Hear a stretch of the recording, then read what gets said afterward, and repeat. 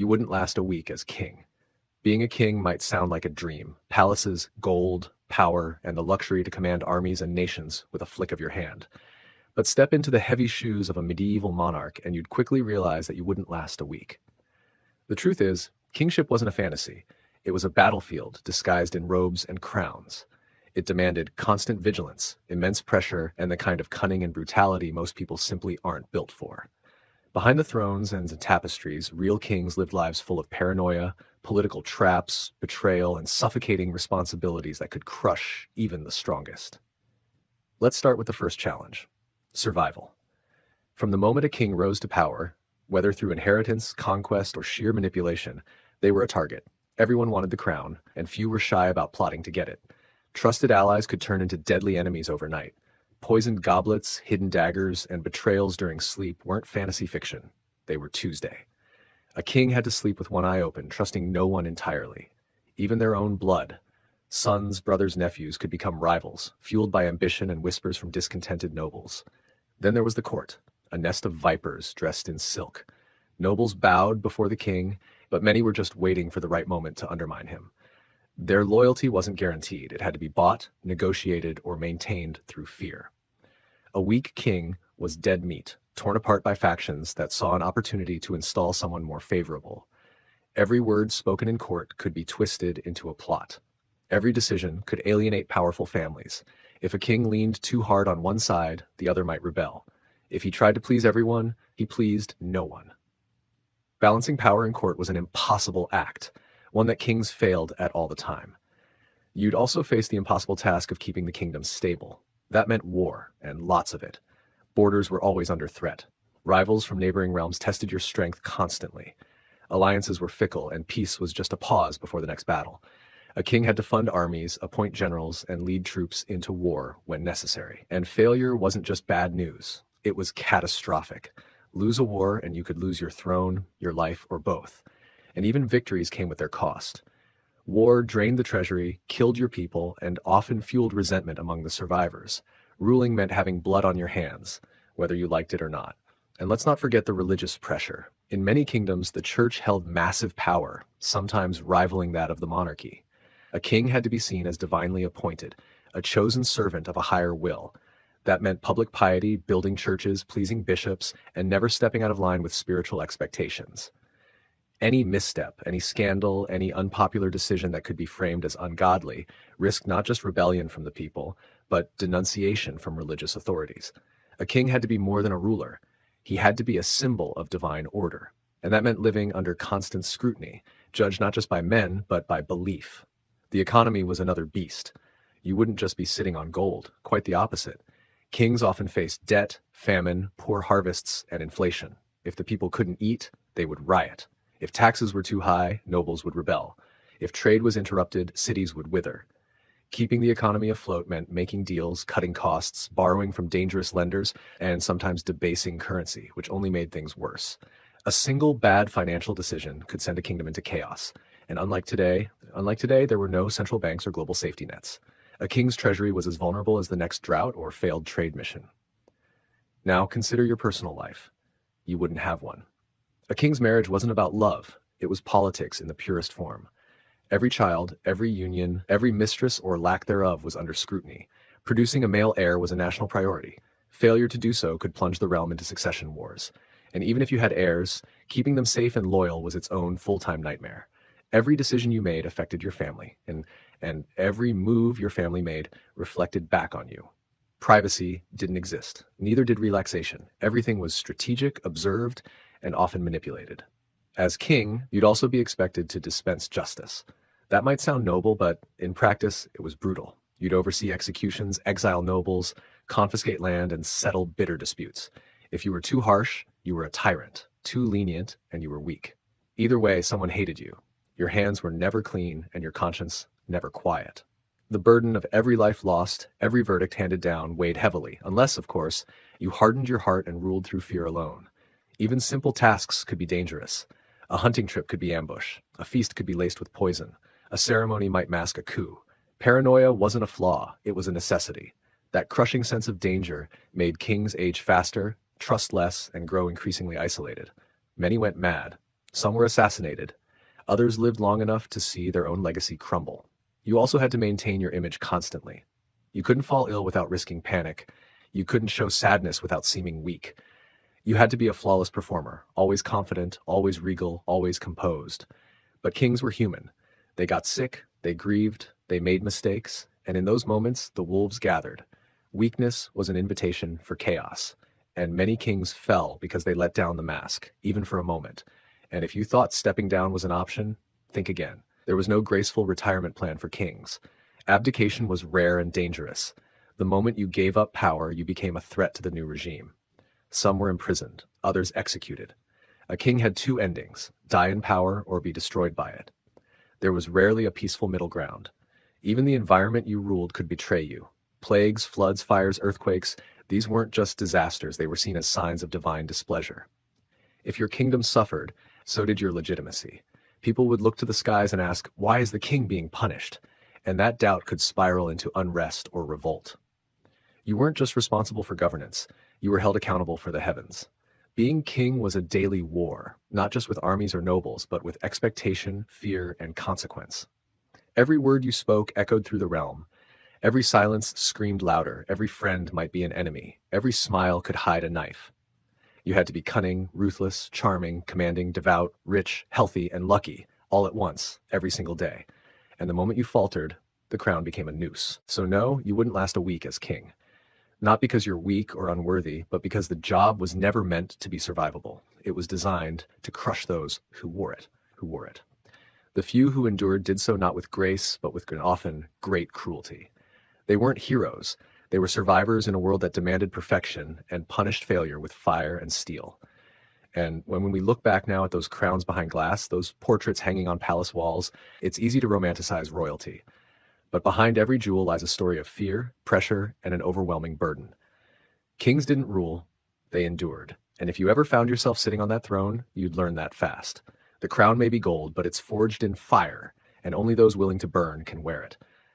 Even for those kings who did manage to survive their first week, the challenges only escalated. Power, once grasped, is a slippery thing. A single mistake could shatter everything. Say the wrong thing at a coronation, offend a visiting ambassador, fail to react quickly to a rebellion brewing in a far-off province. Any of these could set off a chain reaction that leads to your downfall. And unlike modern politics, where bad decisions can mean a loss of votes, a king's misstep often ended with swords drawn or heads rolling. What made the crown even heavier was the weight of expectations, not just from nobles or clergy, but from the common people. The peasantry may have bowed and scraped, but they weren't blind. They expected their king to protect them, to provide food, security, and justice. If the harvest failed and bellies went empty, they looked to the king. If bandits roamed the roads or foreign armies threatened their borders, they expected their king to act. And if he didn't, resentment spread like wildfire. Revolts didn't just come from ambitious barons. They often began in the villages, where desperate farmers and starving children decided that even death was preferable to neglect. And unlike today's world, where rulers have advisors, aides, and experts in every field, kings often had to make final decisions on matters ranging from warfare to irrigation to currency devaluation, all while juggling diplomacy and keeping their bloodline intact. One bad harvest and you were blamed. One losing battle and the people questioned whether the gods still favored you. One whisper of a curse or a bad omen and the entire court could turn on you overnight. The throne was not a seat of comfort, it was a perch above a pit. The pressure didn't ease with time. In fact, the longer a king ruled, the more brittle his position could become. People tired of even good kings. The reforms that made him beloved could later become sources of frustration. Enemies didn't forget slights. Allies didn't stay loyal forever. A king was only ever as strong as the alliances he could hold and the enemies he could suppress. And those alliances were like sand in the hand, always slipping, always uncertain. Being king also meant becoming a symbol, one that couldn't age gracefully. You were always on display, your body and mind used as propaganda. If you became ill or frail, your enemies would sniff blood. You wouldn't last a week as king. Being a king might sound like a dream. Palaces, gold, power, and the luxury to command armies and nations with a flick of your hand. But step into the heavy shoes of a medieval monarch and you'd quickly realize that you wouldn't last a week. The truth is, kingship wasn't a fantasy. It was a battlefield disguised in robes and crowns. It demanded constant vigilance, immense pressure, and the kind of cunning and brutality most people simply aren't built for. Behind the thrones and tapestries, real kings lived lives full of paranoia, political traps, betrayal, and suffocating responsibilities that could crush even the strongest. Let's start with the first challenge: survival. From the moment a king rose to power, whether through inheritance, conquest, or sheer manipulation, they were a target. Everyone wanted the crown, and few were shy about plotting to get it. Trusted allies could turn into deadly enemies overnight. Poisoned goblets, hidden daggers, and betrayals during sleep weren't fantasy fiction. They were Tuesday. A king had to sleep with one eye open, trusting no one entirely. Even their own blood. Sons, brothers, nephews could become rivals, fueled by ambition and whispers from discontented nobles. Then there was the court, a nest of vipers dressed in silk.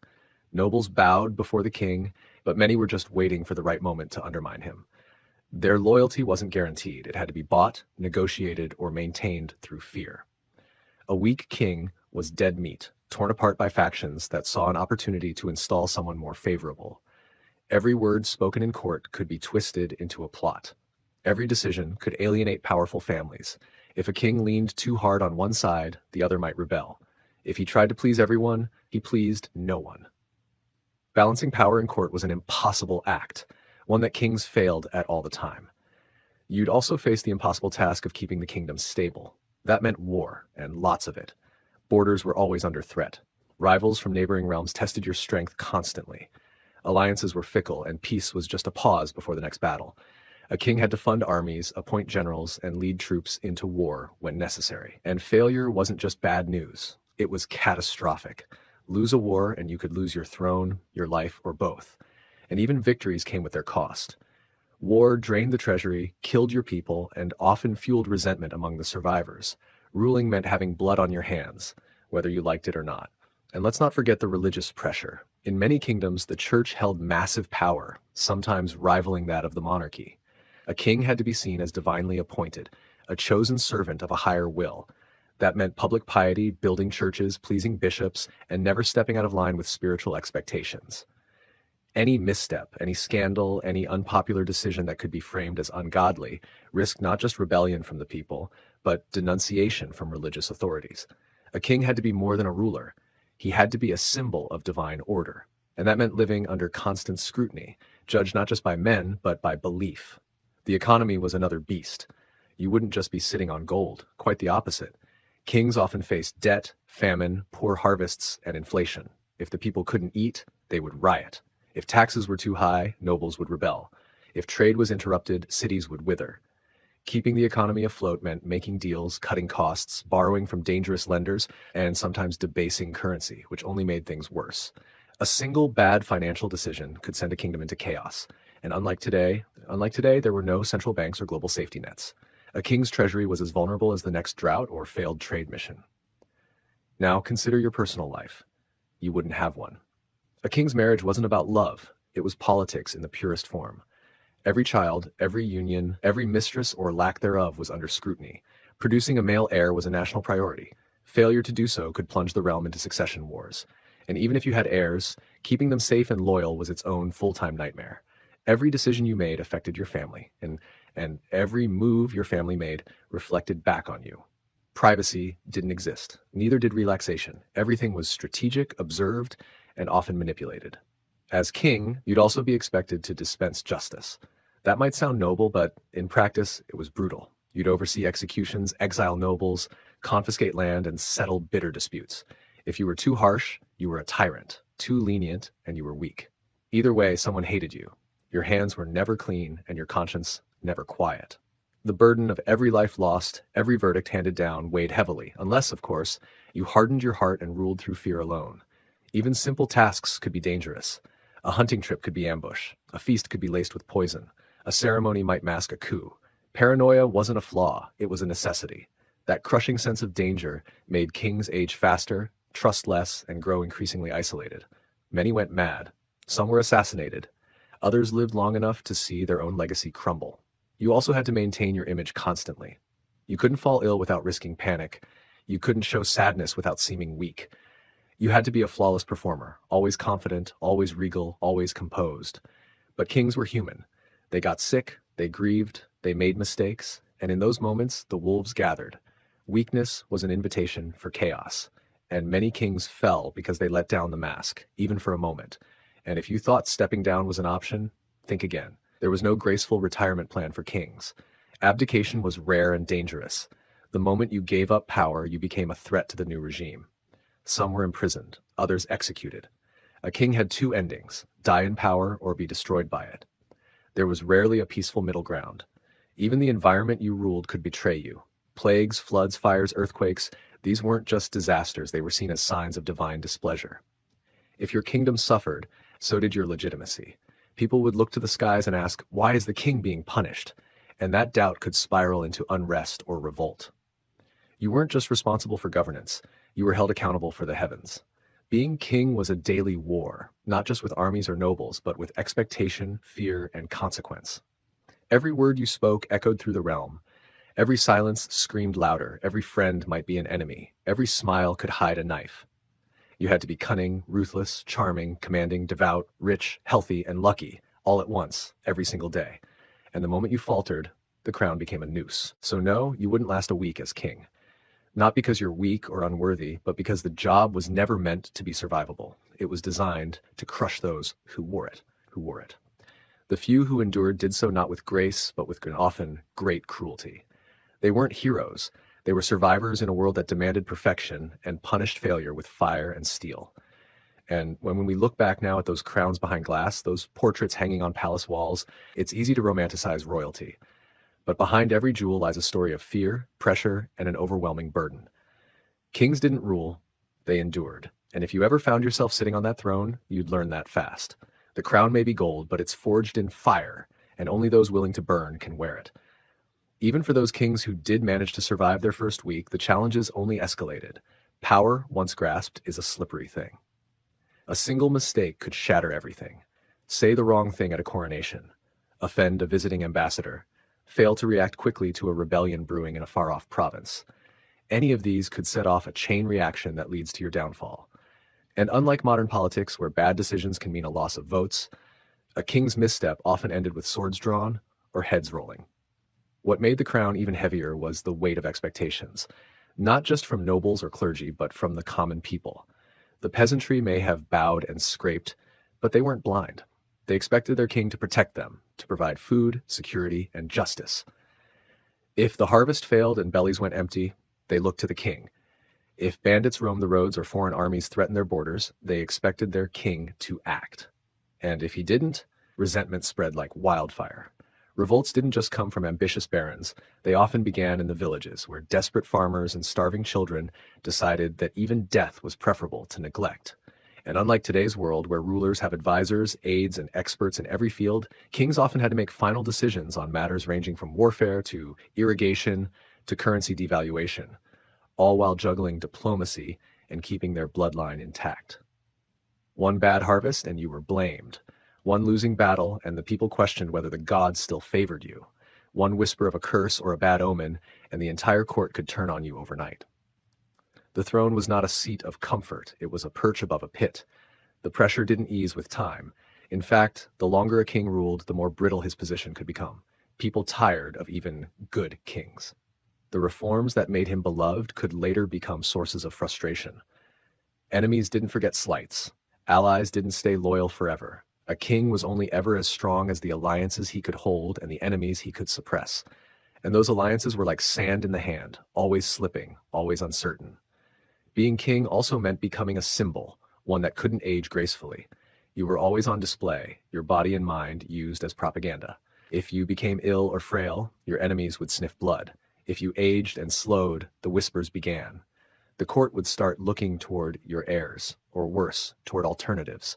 Even family members could become dangers, ambitious sons eager to prove themselves, or uncles and cousins waiting in the wings. Some kings were killed by their own children, their own guards, their own counselors.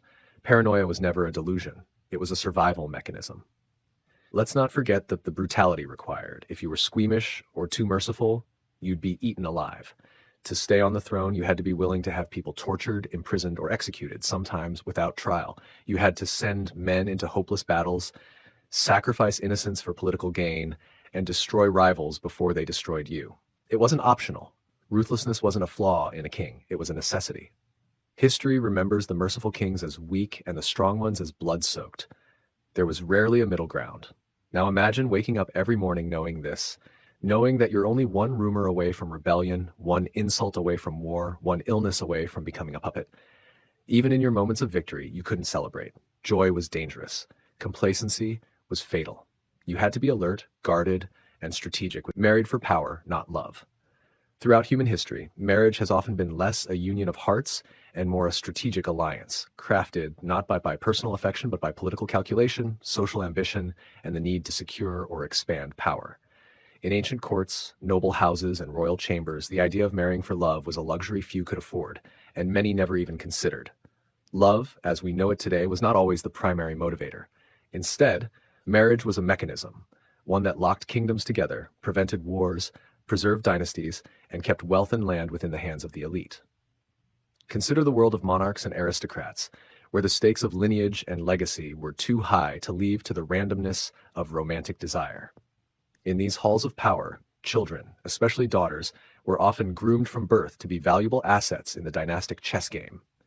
From the moment a noble child was born, their marital future was subject to intense planning. Advisors, diplomats, and heads of families would negotiate matches with the same intensity as treaties. Land, military aid, trade benefits, and political loyalties were all bargaining chips in these matrimonial arrangements. To marry well was not to marry for affection, but to marry advantageously.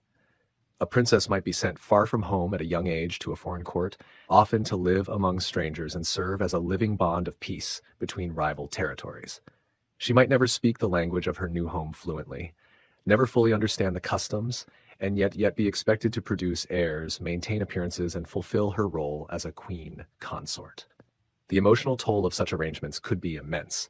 The loneliness, the cultural displacement, and the pressure to perform her duty without complaint shaped the lives of countless royal women. Men, too, were subject to these expectations. A young prince or noble might be denied the freedom to marry someone he cared for if that person did not bring sufficient political or financial advantage. Many were encouraged to abandon personal attachments in favor of securing a bride whose family came with titles, troops, or territorial claims. The result was often a lifetime spent with someone chosen not by heart, but by strategy. While infidelity, discreet affairs, or secret romances might have existed alongside these political unions, the public image was what mattered. Marriages had to appear stable and prosperous, as they symbolized alliances far beyond the individuals themselves. One need not look far in history to find examples of marriages forged for power. In medieval Europe, marriage among royal families was a diplomatic tool par excellence. The Habsburgs, for example, famously expanded their dominion not by war, but by well-placed marriages. Their motto, "Let others wage war, you, happy Austria, marry," captured the strategy that allowed them to control vast swaths of Europe. Through a series of carefully arranged unions, the Habsburgs came to rule over not only Austria, but also Spain, the Netherlands, parts of Italy, and even the Holy Roman Empire. Each marriage served as a stepping stone to further influence, territory, or peace. In the East, similar practices were common. In dynastic China, imperial marriages were deeply political. The emperor might marry a woman from a powerful noble family to ensure loyalty among regional warlords. Likewise, foreign princesses were sometimes brought into the imperial fold to establish alliances and ensure peace along volatile borders. These unions were orchestrated with meticulous care, considering the astrological, cultural, and political implications of each match. The women involved were often chosen more for their family's status than for any personal qualities. The concept extended to the Islamic caliphates and Ottoman sultans as well, though the approach often varied. While Islamic law placed emphasis on mutual consent and fairness in marriage, royal and noble households often approached marriage with a diplomatic mindset. Sultans might marry or take consorts from powerful families within the empire to reinforce internal loyalty. In some cases, foreign princesses or daughters of rival rulers were brought into the royal harem, serving both as hostages and symbols of alliance. Though not always formalized through a traditional marriage contract, these unions still served the broader objective of political control. Even outside royalty, among the landed gentry and rising merchant classes of the Renaissance and Enlightenment periods, marriage was a means of climbing the social ladder. A wealthy merchant might seek to marry his daughter into a noble family, offering a substantial dowry in return for a title.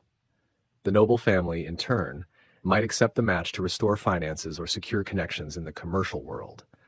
These marriages were transactions, sealed not by love, but by the promise of mutual benefit. But what of the individuals involved?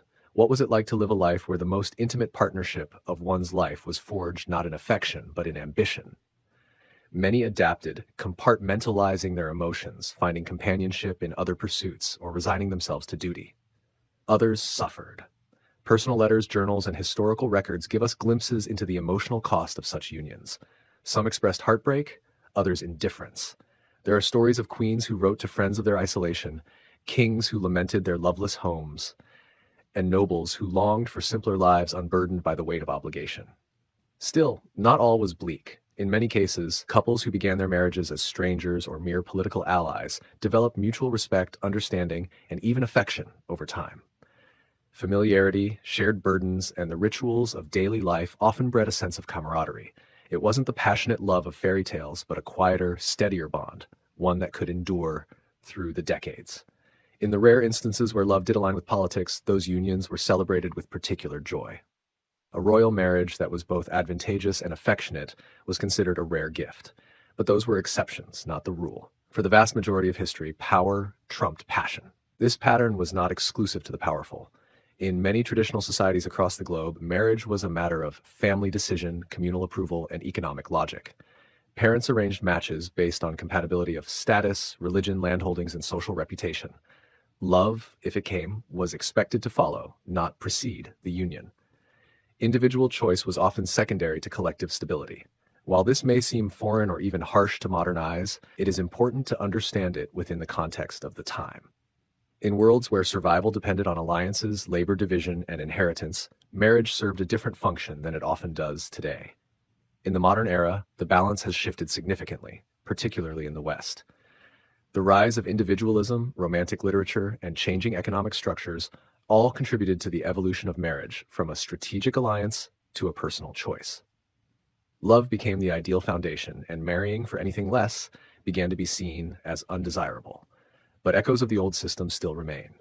In elite circles, whether political dynasties, business empires, or high society, the question of marriage still intersects with legacy, reputation, and influence. Strategic marriages, while less overtly transactional, continue to be forged with a keen eye on social capital. Modern arranged marriages, still practiced in many cultures, have also evolved. Many now include elements of choice, consent, and compatibility assessments. Families may introduce potential matches, but individuals often have the final say. The focus is shifting toward long-term compatibility, emotional stability, and shared values. Yet the tension between love and duty, freedom and family, still lingers. Moreover, the idea of marrying for power has found new expressions. In political families, celebrities, or high-net-worth individuals, relationships are sometimes crafted to build public image, merge brand empires, or consolidate status. Though not always acknowledged openly, these unions serve as contemporary mirrors to the dynastic marriages of old. The currency may no longer be land or armies, but influence, followers, and global reach. The story of marrying for power, not love, is ultimately the story of how societies prioritize survival, stability, and strength. It is a reflection of the human desire to control fate, to bind others through obligation, and to secure the future through calculated choices. While it may lack the poetic allure of romance, it possesses a compelling logic rooted in the complexities of human civilization. And yet, in every age, there have always been those who rebelled, the lovers who defied expectations, who fled their duties for the sake of the heart. Their stories, often tragic, sometimes triumphant, stand as reminders that the desire for personal connection is as old as the institution of marriage itself. They remind us that power may rule the world, but love continues to stir the soul. As we look back through the ages, we see that marriage has worn many faces. It has been a bond of affection, a contract of alliance, a prison of duty, and a promise of peace. Those married for power carved the fate of nations, held empires together, and endured under the weight of expectation. They were not always happy, but they were often necessary. Their sacrifices shaped the history we now study. Their stories, whether of quiet dignity or hidden sorrow, are stitched into the fabric of civilization. Today, we are the heirs of both traditions. We marry with the freedom our ancestors never knew, but we still live in societies shaped by the structures they built. The echoes of power marriages resonate in our surnames, our histories, our laws, and our myths. Understanding them is not only to understand history, it is to understand ourselves. In some cultures, the tradition of marrying for power continues, albeit under different guises. The economic realities of the modern world have created new kinds of power structures, no longer just feudal lords and monarchs, but political dynasties, multinational corporations, and media empires. In these spheres, marriage still functions as a strategic tool, even if cloaked in the language of personal compatibility or romantic attraction. The merger of two powerful families through matrimony can bring more than emotional support. It can result in shared investments, political lobbying power, public appeal, and mutual advancement in business or governance. Public image has become one of the most valuable assets in the contemporary world. A well-matched couple in politics or business often finds themselves the center of attention, symbolizing unity, tradition, and success. Sometimes the match is genuine. Other times the match is calculated. In either case, their partnership becomes a brand, a narrative that can be sold to the public, voters, or stakeholders. In such environments, even the most personal elements of life become part of the larger machinery of influence. What often gets lost in the grandeur of these unions is the internal life of the individuals involved. Behind the carefully crafted photographs, the poised public appearances, and the diplomatic smiles are people who may quietly struggle with the gap between personal desires and public duty. They may long for authenticity, for someone who knows them beyond their titles, expectations, or usefulness. But they bear the weight of generations of tradition that expect them to uphold an image, a lineage, or an ambition far bigger than themselves. This tension between self and system is an ancient one, though it wears modern clothing, and it is not always a negative story. Many individuals who enter such marriages find meaning in their shared goals. Some find that the union, though arranged, offers companionship built on respect and cooperation. Power itself, when shared between two capable and aligned individuals, can even become a glue that binds them. In many historic cases, these partnerships evolved into balanced co-rulerships, where each partner contributed to statecraft, governance, and diplomacy with mutual understanding.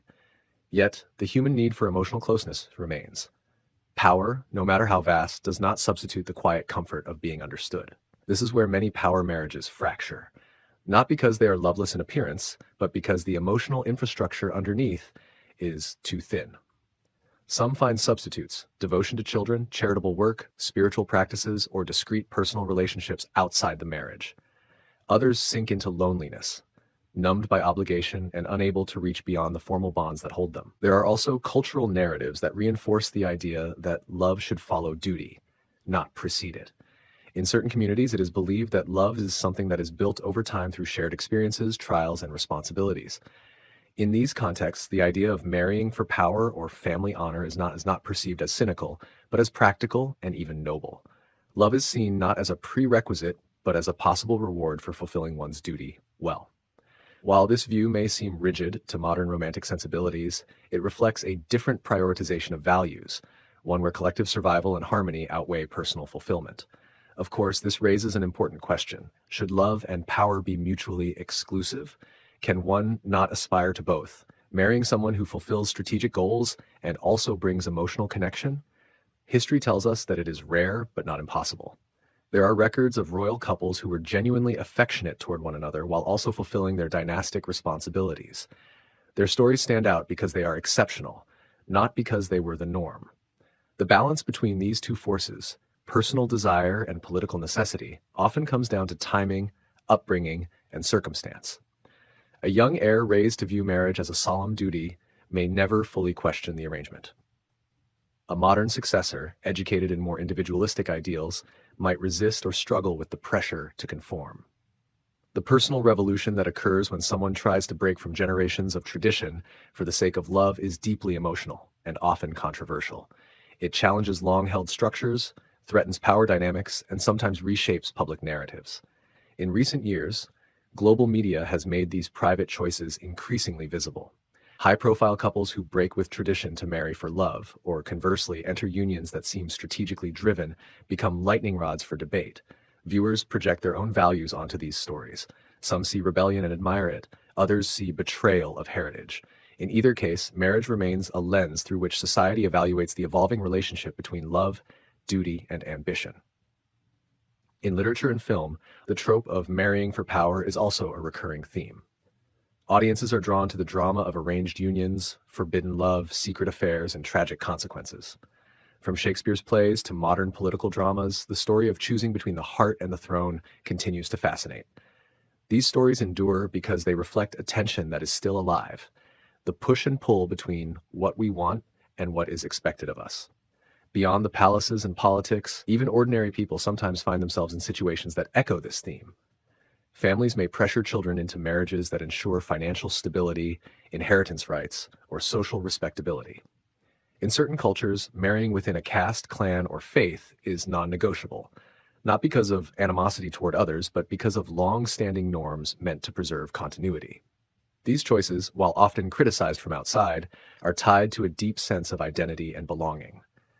They are reminders that love, in its purest form, must sometimes coexist with deeply rooted social frameworks. Yet the global world is changing rapidly. More and more people are questioning inherited norms, seeking emotional honesty in their relationships, and challenging the idea that marriage must serve as a tool for anything other than companionship and trust. This is not a rejection of heritage, but a re-evaluation of it. Individuals are beginning to ask, can we build relationships that are both strong and sincere? Can we honor our traditions without sacrificing our emotional truth? The answer is complex. In some places, progress is being made. Legal systems are beginning to acknowledge personal freedom in marital choices. Media narratives are highlighting stories of courage, resilience, and reform. Social structures are being reshaped to allow for greater autonomy, especially for women. Education, travel, and communication have given people the tools to see beyond their immediate environments and imagine new models of partnership. Still, the shadow of the old ways lingers. Power, whether it comes in the form of politics, status, wealth, or expectation, still has a gravitational pull. And as long as power remains a central force in how we structure our societies, marriage will remain one of its instruments. To understand why people marry for power, not love, is to look into the mechanics of survival, ambition, and collective memory. It is not always a story of oppression or sorrow. Sometimes it is a story of great strategy, endurance, and strength. Other times, it is a cautionary tale about what happens when we lose ourselves in the systems we inherit. But in every instance, it reminds us that marriage is more than a personal decision. It is a reflection of the world we live in and the kind of world we want to create. The lonely life of royalty. The life of royalty has long been romanticized in stories, films, and legends. Images of glittering crowns, opulent palaces, lavish feasts, and unwavering admiration from subjects are etched into our collective imagination. From the outside, being a king or queen appears to be the ultimate position of privilege, free from want, above the laws of common life, and surrounded by beauty and reverence. But this glistening exterior often conceals a far less glamorous reality, one marked by immense isolation, emotional repression, constant pressure, and profound loneliness. Beneath the jeweled robes and ceremonial grandeur lies a life many would never envy if they understood its hidden burdens. From birth, royalty is subjected to a different kind of existence. A child born into a royal family is immediately stripped of normality. Their every move is monitored, their future predetermined, and their identity bound to duty rather than self-discovery. Unlike common children who grow up exploring their interests freely and forming genuine bonds, royal offspring are often surrounded by attendants, advisors, and guards.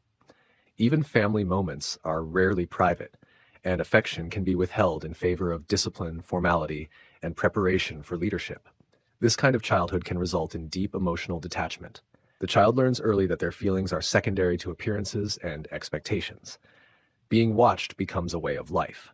As they grow, royals are taught to embody the values and image of the monarchy above all else. Personal desires are often dismissed in favor of what is considered politically advantageous or symbolically important. Marriages may be arranged not for love, but for alliance, diplomacy, or the consolidation of power. In such unions, affection might be absent and emotional companionship elusive. The royal spouse becomes another figure in the political machine, not always a true partner or confidant, and in this, the loneliness deepens. Friendship, too, becomes complicated. Royals often struggle to form real, trusting relationships. The people around them, courtiers, advisors, ambassadors, guards, and servants, are rarely equals. Many have their own motives, ambitions, or allegiances. Genuine friends are hard to find, and trusting someone without fear of betrayal or exploitation becomes nearly impossible. Even among siblings, rivalry is common, especially when titles, inheritance, or succession are involved. The crown can fracture families, turning blood relations into political threats. Isolation is not only emotional, it is also physical. Royal residences, while luxurious, are often vast, echoing spaces that emphasize solitude. High walls, strict routines, and constant surveillance create a gilded prison. Security protocols and etiquette rules further separate royalty from the everyday world. They cannot walk freely through a town square or spontaneously visit a friend. Even a simple outing becomes a choreographed event. Spontaneity is lost, and with it, a sense of humanity. Public expectation adds another layer of pressure. Royals are not allowed the freedom to fail publicly. Every gesture, word, and decision is scrutinized by the court, the people, and, especially in modern times, the media. A misstep can lead to scandal, mockery, or political fallout. This relentless scrutiny forces many royals to become overly cautious, guarded, and performative. They wear a mask of composure and perfection, even when they are falling apart inside. Emotions are swallowed, opinions are softened, and individuality is sacrificed to preserve the image of the institution. In some cases, royals turn to art, writing, or religion to cope with the loneliness. Diaries, letters, and spiritual reflections of past monarchs often reveal their deep inner struggles, feelings of alienation, regret, and yearning for a simpler life. Some have written of wishing the lonely life of royalty. The life of royalty has long been romanticized in stories, films, and legends. Images of glittering crowns, opulent palaces, lavish feasts, and unwavering admiration from subjects are etched into our collective imagination. From the outside, being a king or queen appears to be the ultimate position of privilege, free from want, above the laws of common life, and surrounded by beauty and reverence. But this glistening exterior often conceals a far less glamorous reality, one marked by immense isolation, emotional repression, constant pressure, and profound loneliness. Beneath the jeweled robes and ceremonial grandeur lies a life many would never envy if they understood its hidden burdens. From birth, royalty is subjected to a different kind of existence. A child born into a royal family is immediately stripped of normality. Their every move is monitored, their future predetermined, and their identity bound to duty rather than self-discovery. Unlike common children who grow up exploring their interests freely and forming genuine bonds, royal offspring are often surrounded by attendants, advisors, and guards. Even family moments are rarely private, and affection can be withheld in favor of discipline, formality, and preparation for leadership. This kind of childhood can result in deep emotional detachment. The child learns early that their feelings are secondary to appearances and expectations. Being watched becomes a way of life. As they grow, royals are taught to embody the values and image of the monarchy above all else. Personal desires are often dismissed in favor of what is considered politically advantageous or symbolically important. Marriages may be arranged not for love but for alliance, diplomacy, or the consolidation of power. In such unions, affection might be absent and emotional companionship elusive. The royal spouse becomes another figure in the political machine, not always a true partner or confidant, and in this the loneliness deepens. Friendship too becomes complicated. Royals often struggle to form real, trusting relationships. The people around them, courtiers, advisors, ambassadors, guards, and servants, are rarely equals. Many have their own motives, ambitions, or allegiances. Genuine friends are hard to find, and trusting someone without fear of betrayal or exploitation becomes nearly impossible. Even among siblings, rivalry is common, especially when titles, inheritance, or succession are involved. The crown can fracture families, turning blood relations into political threats. Isolation is not only emotional, it is also physical. Royal residences, while luxurious, are often vast, echoing spaces that emphasize solitude. High walls, strict routines, and constant surveillance create a gilded prison. Security protocols and etiquette rules further separate royalty from the everyday world. They cannot walk freely through a town square or spontaneously visit a friend. Even a simple outing becomes a choreographed event. Spontaneity is lost, and with it, a sense of humanity. Public expectation adds another layer of pressure. Royals are not allowed the freedom to fail publicly. Every gesture, word, and decision is scrutinized by the court, the people, and, especially in modern times, the media. A misstep can lead to scandal, mockery, or political fallout. This relentless scrutiny forces many royals to become overly cautious, guarded, and performative. They wear a mask of composure and perfection, even when they are falling apart inside. Emotions are swallowed, opinions are softened, and individuality is sacrificed to preserve the image of the institution. In some cases, royals turn to art, writing, or religion to cope with the loneliness. Diaries, letters, and spiritual reflections of past monarchs often reveal their deep inner struggles, feelings of alienation, regret, and yearning for a simpler life. Some have written of wishing they could walk among common people unnoticed, just to experience life without the weight of the crown. Others sought refuge in gardens, libraries, or chapels, places where they could briefly when the crown meant death. In the grand halls of history, where gold gleamed and banners fluttered with pride, the crown has long stood as the ultimate symbol of power, legitimacy, and divine favor. But beneath the weight of the crown lay not only splendor and dominion, there also lurked danger, betrayal, and death. For many, ascending to the throne was not a triumph, it was the beginning of the end. To be king or queen was to walk a razor's edge, where every decision echoed through palaces and battlefields, and every shadow held a knife. The crown, so often envied, was just as often a death sentence in disguise. In ancient and medieval societies, the crown was more than ornamental. It signified chosen rule, bestowed through lineage, conquest, or proclamation. But however it was gained, it painted a target on the head of its wearer. Monarchs lived surrounded by plots, whispers, and rival claims. From the moment the crown touched their head, their time began to run out. For many, their reign ended not in old age or peace, but in assassination, poison, or rebellion. Take, for instance, the chilling fates of monarchs whose own bloodlines turned against them. Fathers were killed by sons, brothers by brothers, cousins by ambitious pretenders. A crown once meant divine blessing in the eyes of the realm, but to a rival heir it meant one thing only: opportunity. In such a climate, trust was a luxury few rulers could afford.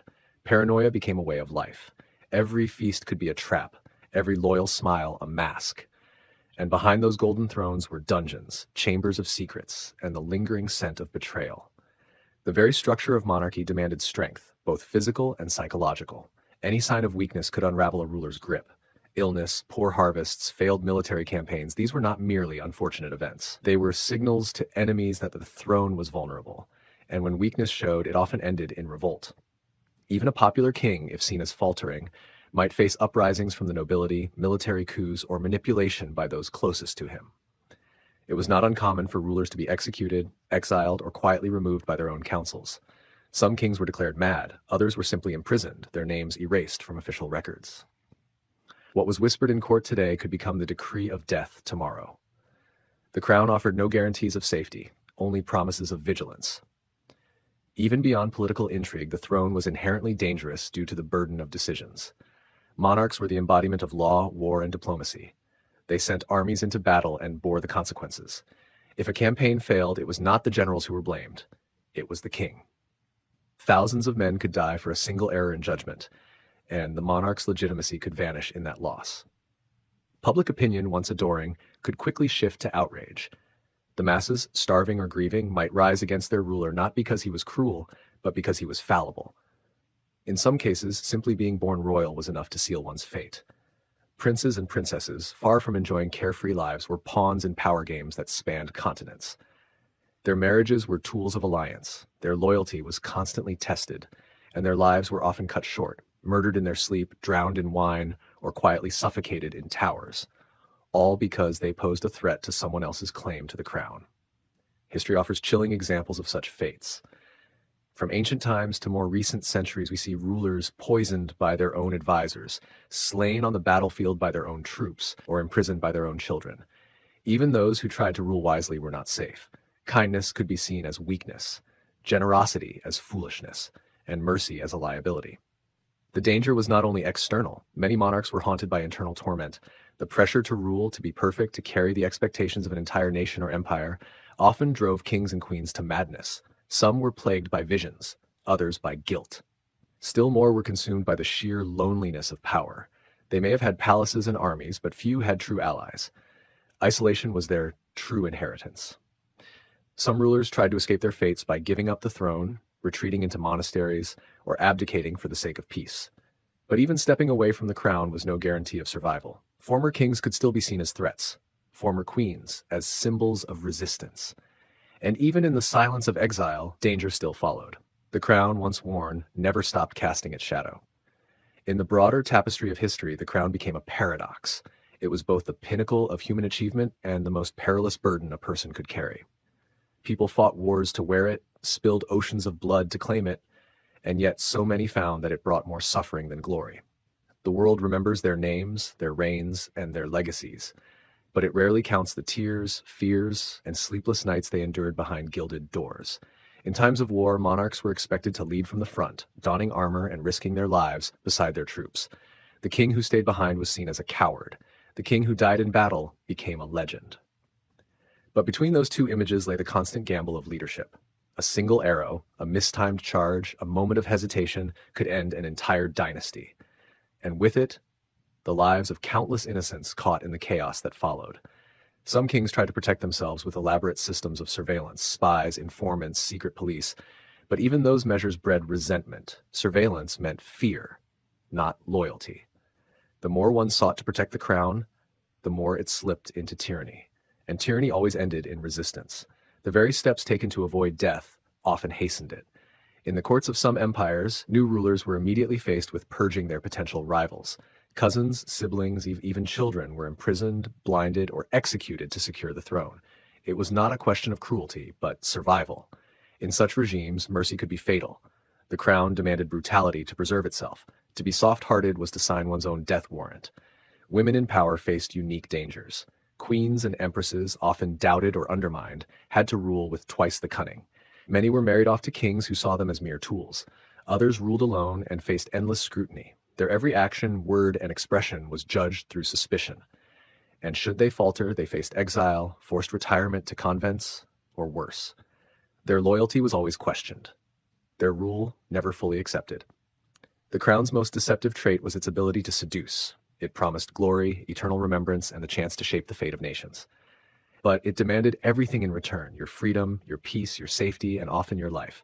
Few who wore it truly escaped unharmed. The higher the throne, the deeper the fall. And yet, generation after generation, people still reached for it. Because beyond the danger, the crown also offered meaning. In the eyes of many, to reign was to fulfill a destiny. To wear the crown was to embody the hopes of millions, to be the living symbol of unity, strength, and identity. Some rulers embraced that calling, sacrificing themselves in the service of their people. Others were swallowed by it, consumed by ambition or fear, but all were changed by it. In the end, the crown is not merely gold and jewels. It is a symbol of immense responsibility and immense risk. Those who wore it did so not only at the risk of battle, but of betrayal, heartbreak, and ruin. Their names live on in chronicles and legends, but many paid with blood for the stories we remember today. When the crown meant death, it also meant choice. The choice to lead despite the threat, the choice to protect a kingdom at any cost, and the choice to carry a burden that few could understand. That is what made those rulers, in all their triumphs and tragedies, unforgettable. They were not just kings or queens. They were mortals who dared to reach for something eternal, even if it cost them everything. Would you still wear the crown knowing what came with it? For those who did, death was not just a possibility. It was the price. How kings kept power, or lost it. Throughout history, the question of how kings kept power or lost it has been central to the fate of empires, the direction of civilizations, and the rise and fall of countless dynasties. A king's grip on the throne was rarely secure by blood alone. It demanded a blend of strategy, diplomacy, fear, loyalty, military prowess, and sometimes sheer luck. While royal bloodlines might have granted them the right to rule in the eyes of their subjects, the reality was that power was something they constantly had to protect, reaffirm, and, on occasion, reclaim. In the earliest days of monarchy, divine right was among the most potent claims to authority. Many kings were seen as either chosen by the gods or descended from them. This spiritual legitimacy gave rulers a sacred aura, making rebellion not only treasonous but sacrilegious. Temples, rituals, and religious advisors were often as central to the royal court as military leaders. However, faith alone could not hold a crown steady. Kings had to enforce that divine claim with earthly tools: armies, alliances, and policies designed to keep the nobility in check and the common people content, or at least obedient. One of the most effective ways monarchs maintained control was through the careful balancing of noble power. In many kingdoms, particularly during the medieval period, noble families held significant regional authority. These lords often had their own castles, their own armies, and their own ambitions. A wise king knew that keeping these powerful men close, through marriages, court titles, or economic incentives, was essential. Divide and rule became a standard strategy. Prevent any one noble from growing too powerful by favoring others in turn, thereby ensuring that no one dared challenge the crown alone. Yet when kings failed to manage this delicate balance, civil war or rebellion was often the result. Many monarchs lost their thrones or their lives by underestimating the ambitions of their own allies. Military strength was another pillar of royal power. A king who could not raise a strong army or win battles risked being seen as weak. In times of external war, victories against foreign foes not only expanded territories, but also solidified a king's standing at home. War was an expensive business, but it was also an opportunity to show leadership, command loyalty, and reward supporters with land or treasure. Some kings rose to power through military conquest alone, either seizing thrones through battlefield victories or defending them so effectively that no rival dared challenge them.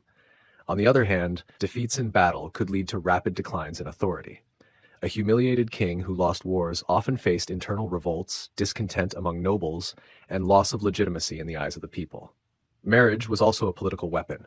Strategic unions with the daughters or sisters of rival lords, foreign princes, or powerful religious families were used to build alliances and secure peace.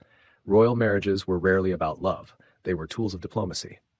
A king might marry into a rival dynasty to prevent war or claim legitimacy over contested lands. At times, marriage brought not just peace, but opportunity, access to new armies, new lands, or new claims to thrones elsewhere. However, marriage alliances could also backfire. When a foreign queen or consort gained too much influence, it could create tension at court. And if a marriage failed to produce heirs, it could trigger succession crises that unraveled years of careful planning. Control over information and culture played a more subtle but no less powerful role in maintaining rule. Kings often employed scribes, chroniclers, and artists to shape their image. They would be portrayed in grand paintings, praised in poems, and immortalized in official histories as wise, just, brave, and divinely guided. These crafted images helped reinforce the idea of the king as the embodiment of national unity and moral authority. Even architecture played a part. Magnificent palaces and public buildings were physical statements of power and stability. But if this narrative of authority was contradicted by reality, such as famine, injustice, or corruption, it could be quickly undermined. Rumors and dissatisfaction spread fast, especially when people began to believe their suffering was the king's fault. Another critical element was economic control. A king who could provide prosperity, or at least stability, was far more likely to retain loyalty than one who could not. This meant ensuring steady trade, maintaining infrastructure like roads and ports, regulating markets, and sometimes providing food in times of scarcity. Taxation was a constant balancing act. Extract too much and face rebellion. Extract too little and be unable to pay soldiers or fund state functions. Some kings introduced coinage reforms, trade policies, or land grants that encouraged economic growth. Others relied on spoils from conquest or tribute from vassals. But any disruption in revenue could quickly translate into a loss of power, especially if unpaid armies turned against their masters or famine sparked unrest among the peasantry. Religion, while a powerful tool of legitimacy, could also become a source of conflict. When religious leaders began to challenge a king's authority, or when a ruler aligned himself with a controversial doctrine, it could fracture his base of support. Kings who persecuted certain religious groups or imposed radical reforms often sparked resistance. Conversely, kings who allied themselves too closely with religious institutions sometimes found themselves subject to those same institutions' agendas. The most stable rulers were those who respected and worked with religious authorities while ensuring that ultimate power remained in royal hands. Succession was another minefield. Even the most powerful king could see his realm descend into chaos if the line of succession was unclear or disputed. Kings who had many sons sometimes divided their kingdoms, weakening them. Others who died without heirs left power vacuums that invited civil war. To avoid this, some rulers designated heirs well in advance and required their subjects to swear loyalty to them. Still, rival claimants often emerged, especially when foreign powers or discontented nobles backed a different contender. The death of a king could become the moment when years of suppressed resentment finally erupted. In some cases, kings lost power not through betrayal or war, but through sheer mismanagement.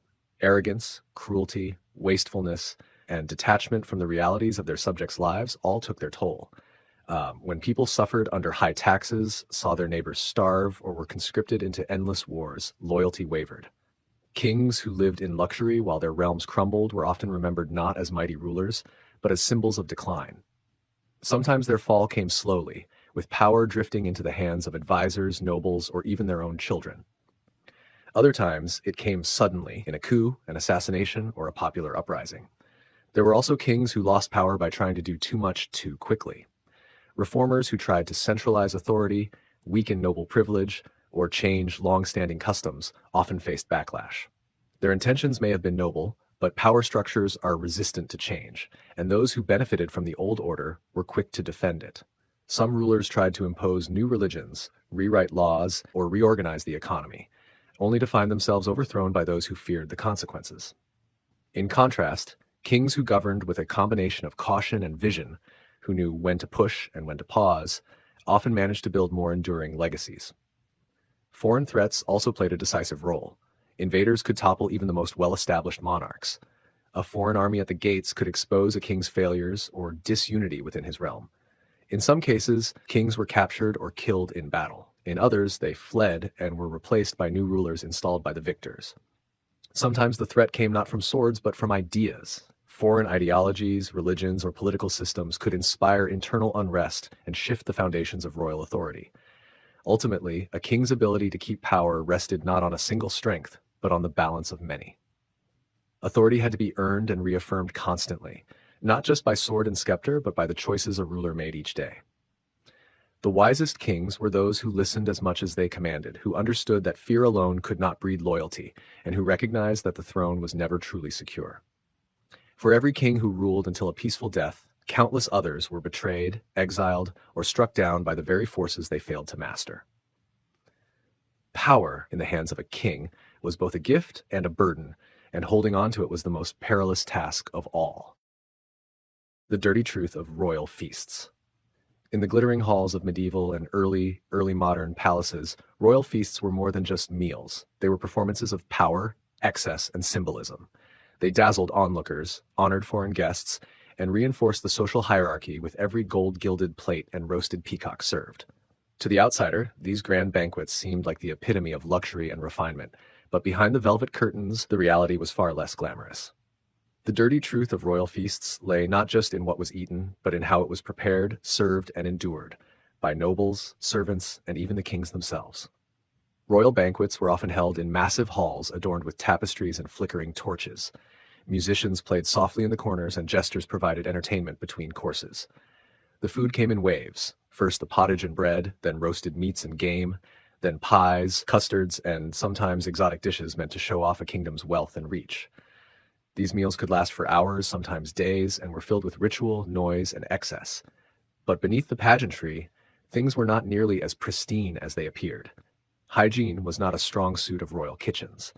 Though cooks and scullions worked in awe-inspiring numbers, they often labored in dark, smoky, and unsanitary conditions. Large kitchens would be overwhelmed with animal carcasses hanging on hooks, slabs of raw meat on wooden tables, and buckets of animal fat left to congeal.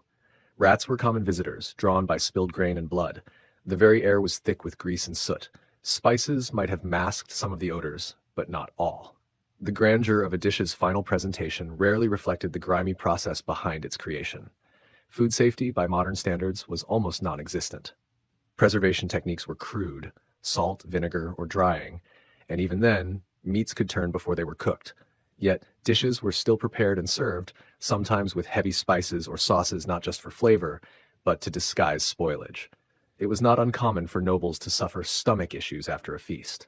Diaries and letters occasionally mention the unfortunate aftermaths of indulgent banquets, though such details were whispered rather than proclaimed.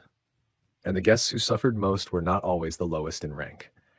The food itself could be more bizarre than appetizing. Royalty wanted to impress, and so chefs created showpieces. Swans with feathers reattached after roasting, pies filled with live birds that would fly out when cut, and sculptures made of fat, sugar, or meat. These were more about spectacle than taste. Many dishes were consumed cold, sometimes undercooked, and heavily seasoned to the point of being inedible to modern palates. Sweet and savory flavors were often mixed in ways that would shock contemporary tastes. Fish pies filled with raisins, meat dishes coated in sugar, or jellied eels served with cinnamon. Then there was the matter of who got to eat what.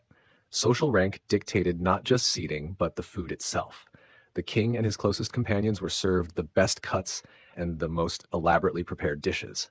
Those lower down the table received simpler fare, sometimes only scraps or bread and ale. In some cases, servants would eat only after the nobles had finished, and even then what remained might already be cold, gnawed, or handled. This created a rigid culinary hierarchy that reflected and reinforced broader social divisions. Serving at these feasts was a laborious, exhausting job.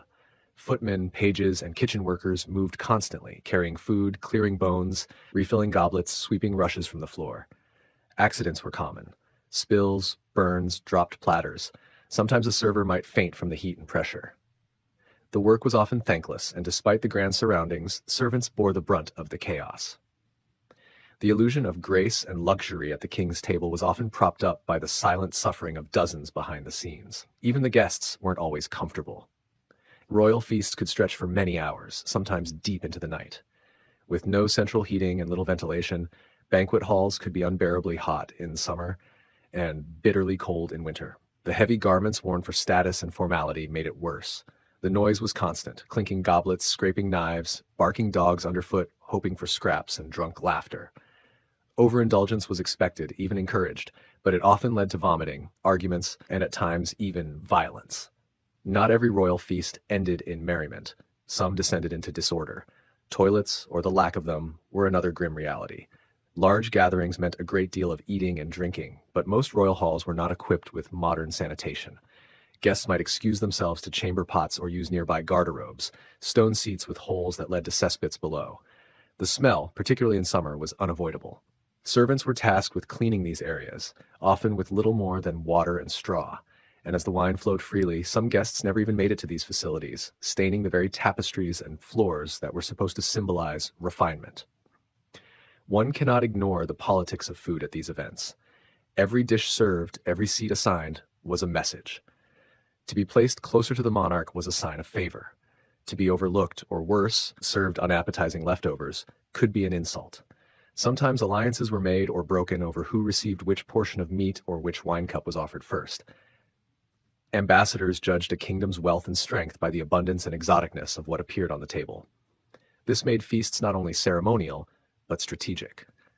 Behind all this was an army of invisible hands, peasants who raised the animals, farmers who harvested the grain, merchants who brought spices and dried fruit from distant lands. Their labor made the opulence possible, though they would never taste the dishes they helped create. The irony was cruel. Those who fed the kingdom often went hungry, while kings dined on gilded pheasant. The dirty truth of royal feasts is that they were theatrical illusions. They projected order and opulence, but behind the veil was a world of waste, discomfort, and inequality. The glitter of goblets masked the grime in the kitchen. The roasted boar's golden apple hid the fact that it might have been stored for too long.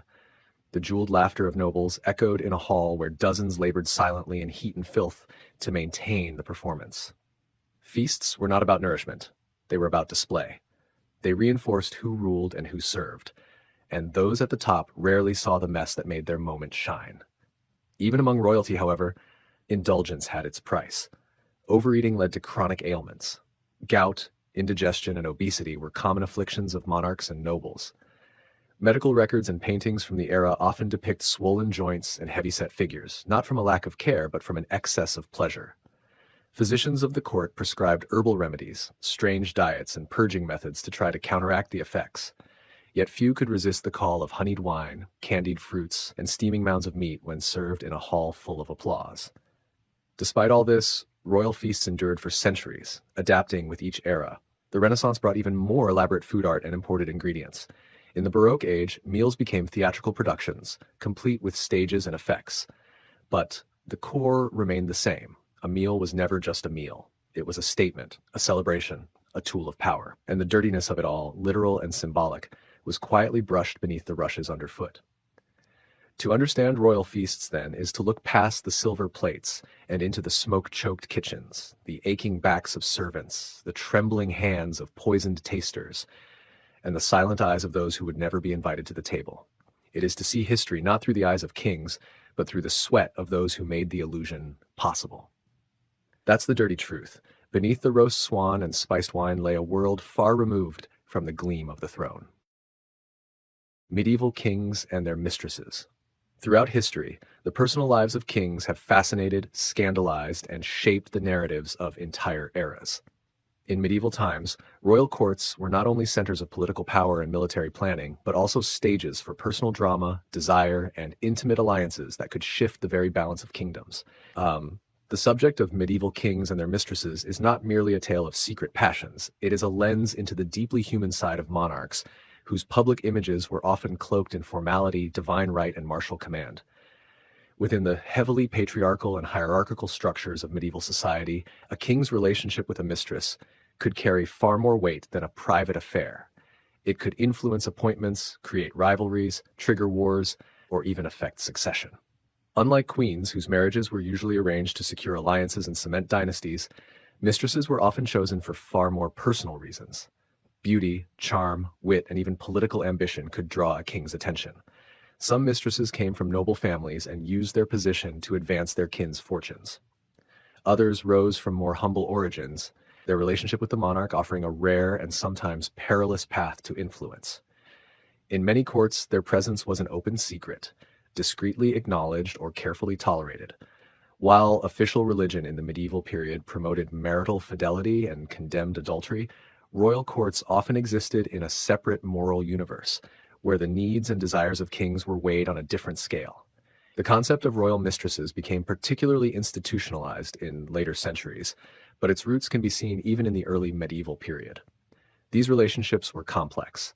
Some kings maintained long-standing, emotionally committed relationships with their mistresses that outlasted political marriages. In other cases, mistresses were more temporary companions, fleeting but memorable chapters in the lives of monarchs whose official marriages were often cold arrangements made for diplomacy rather than companionship. Unlike today's modern sense of scandal, medieval societies, especially within the nobility, were more pragmatic about such affairs. The queen might hold ceremonial and dynastic status, but a mistress could, in some cases, hold the king's true affection. A mistress's influence, however, was always precarious.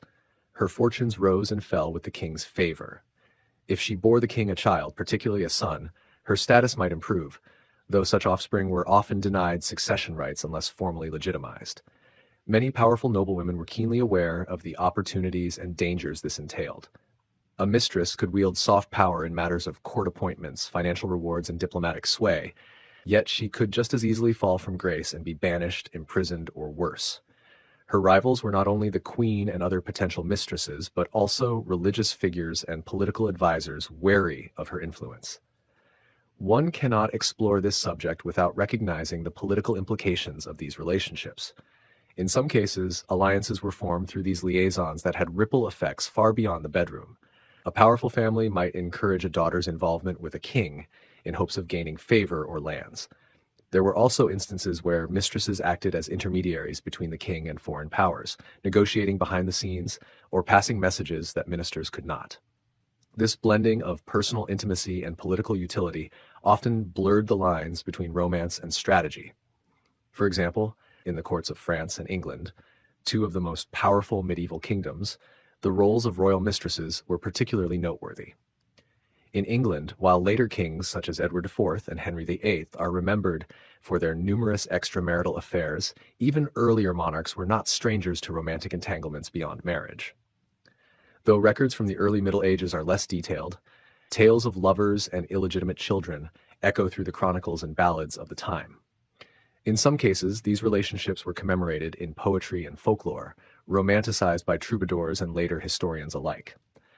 What is crucial to understand is the way in which society viewed these relationships through different lenses, depending on the context. A king's mistress might be demonized as a corrupting force if the court was struggling or if public sentiment turned against her. At other times, she might be celebrated as a patron of the arts or a quietly stabilizing presence in the king's life. Some mistresses were known to support religious institutions, sponsor architectural works, or promote charitable causes, efforts that softened their public image and allowed them to remain in favor longer than others. Despite the dangers, some mistresses carved out enduring legacies. They may not have worn a crown, but their impact was etched into the decisions of their royal lovers. They shaped court culture, influenced the upbringing of future nobles, and in some cases even changed the direction of national policy.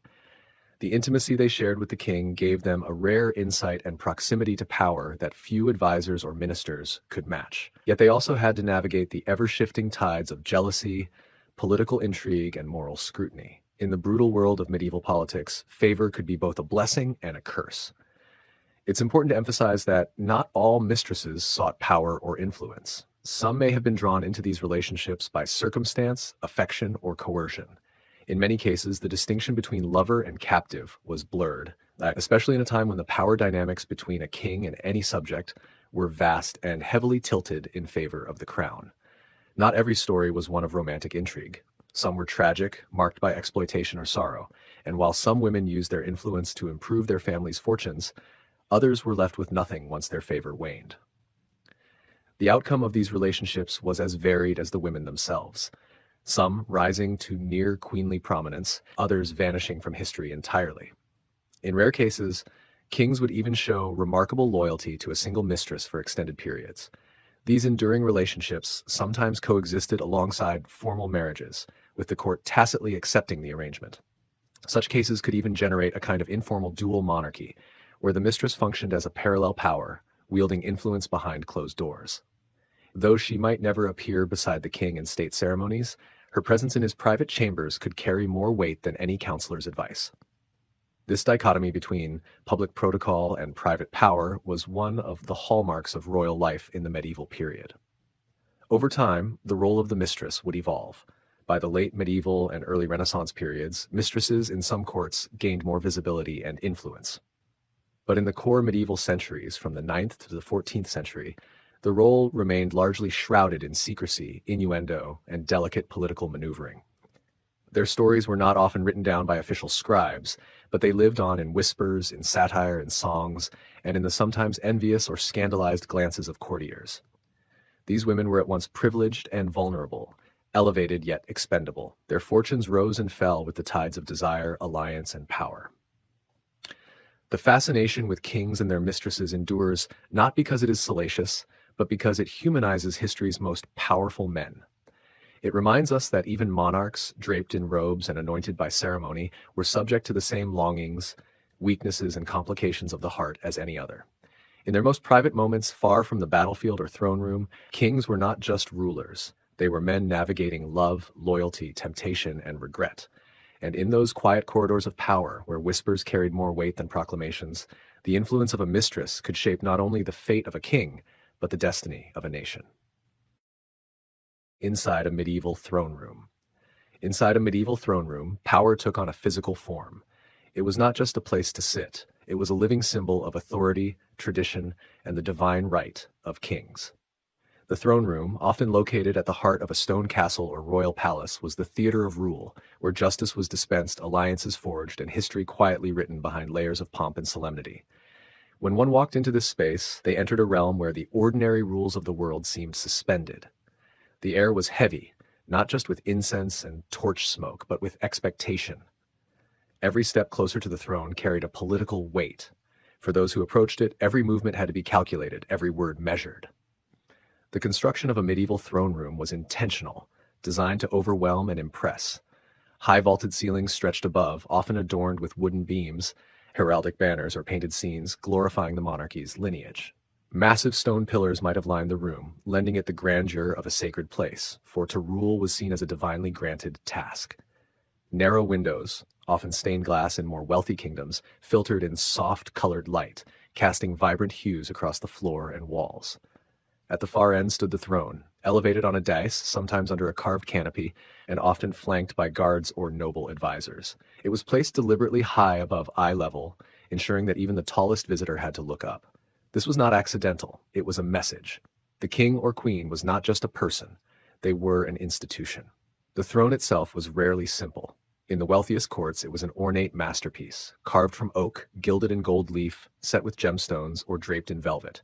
Lions were common motifs, representing strength and courage. Religious symbols were also prominent, crosses, angels, or inscriptions in Latin, reminding all who entered that the monarch ruled not merely by sword but by sacred blessing. Blessing. Even in poorer kingdoms, the symbolism was maintained. A wooden chair might be plain, but if raised high, flanked by banners, and guarded well, it could still convey immense power. The throne room was not always filled with activity. It could be quiet and still, especially in the early hours when the monarch had not yet arrived. But when in use, it transformed. The room came alive with courtiers, nobles, petitioners, clerics, knights, and guards. It was a place of ceremony and spectacle. Heralds announced guests with booming voices. Trumpeters might play a regal tune to signal the monarch's entrance. Once the ruler entered, often draped in royal robes and followed by attendants, everyone present was expected to rise and bow. Silence would fall.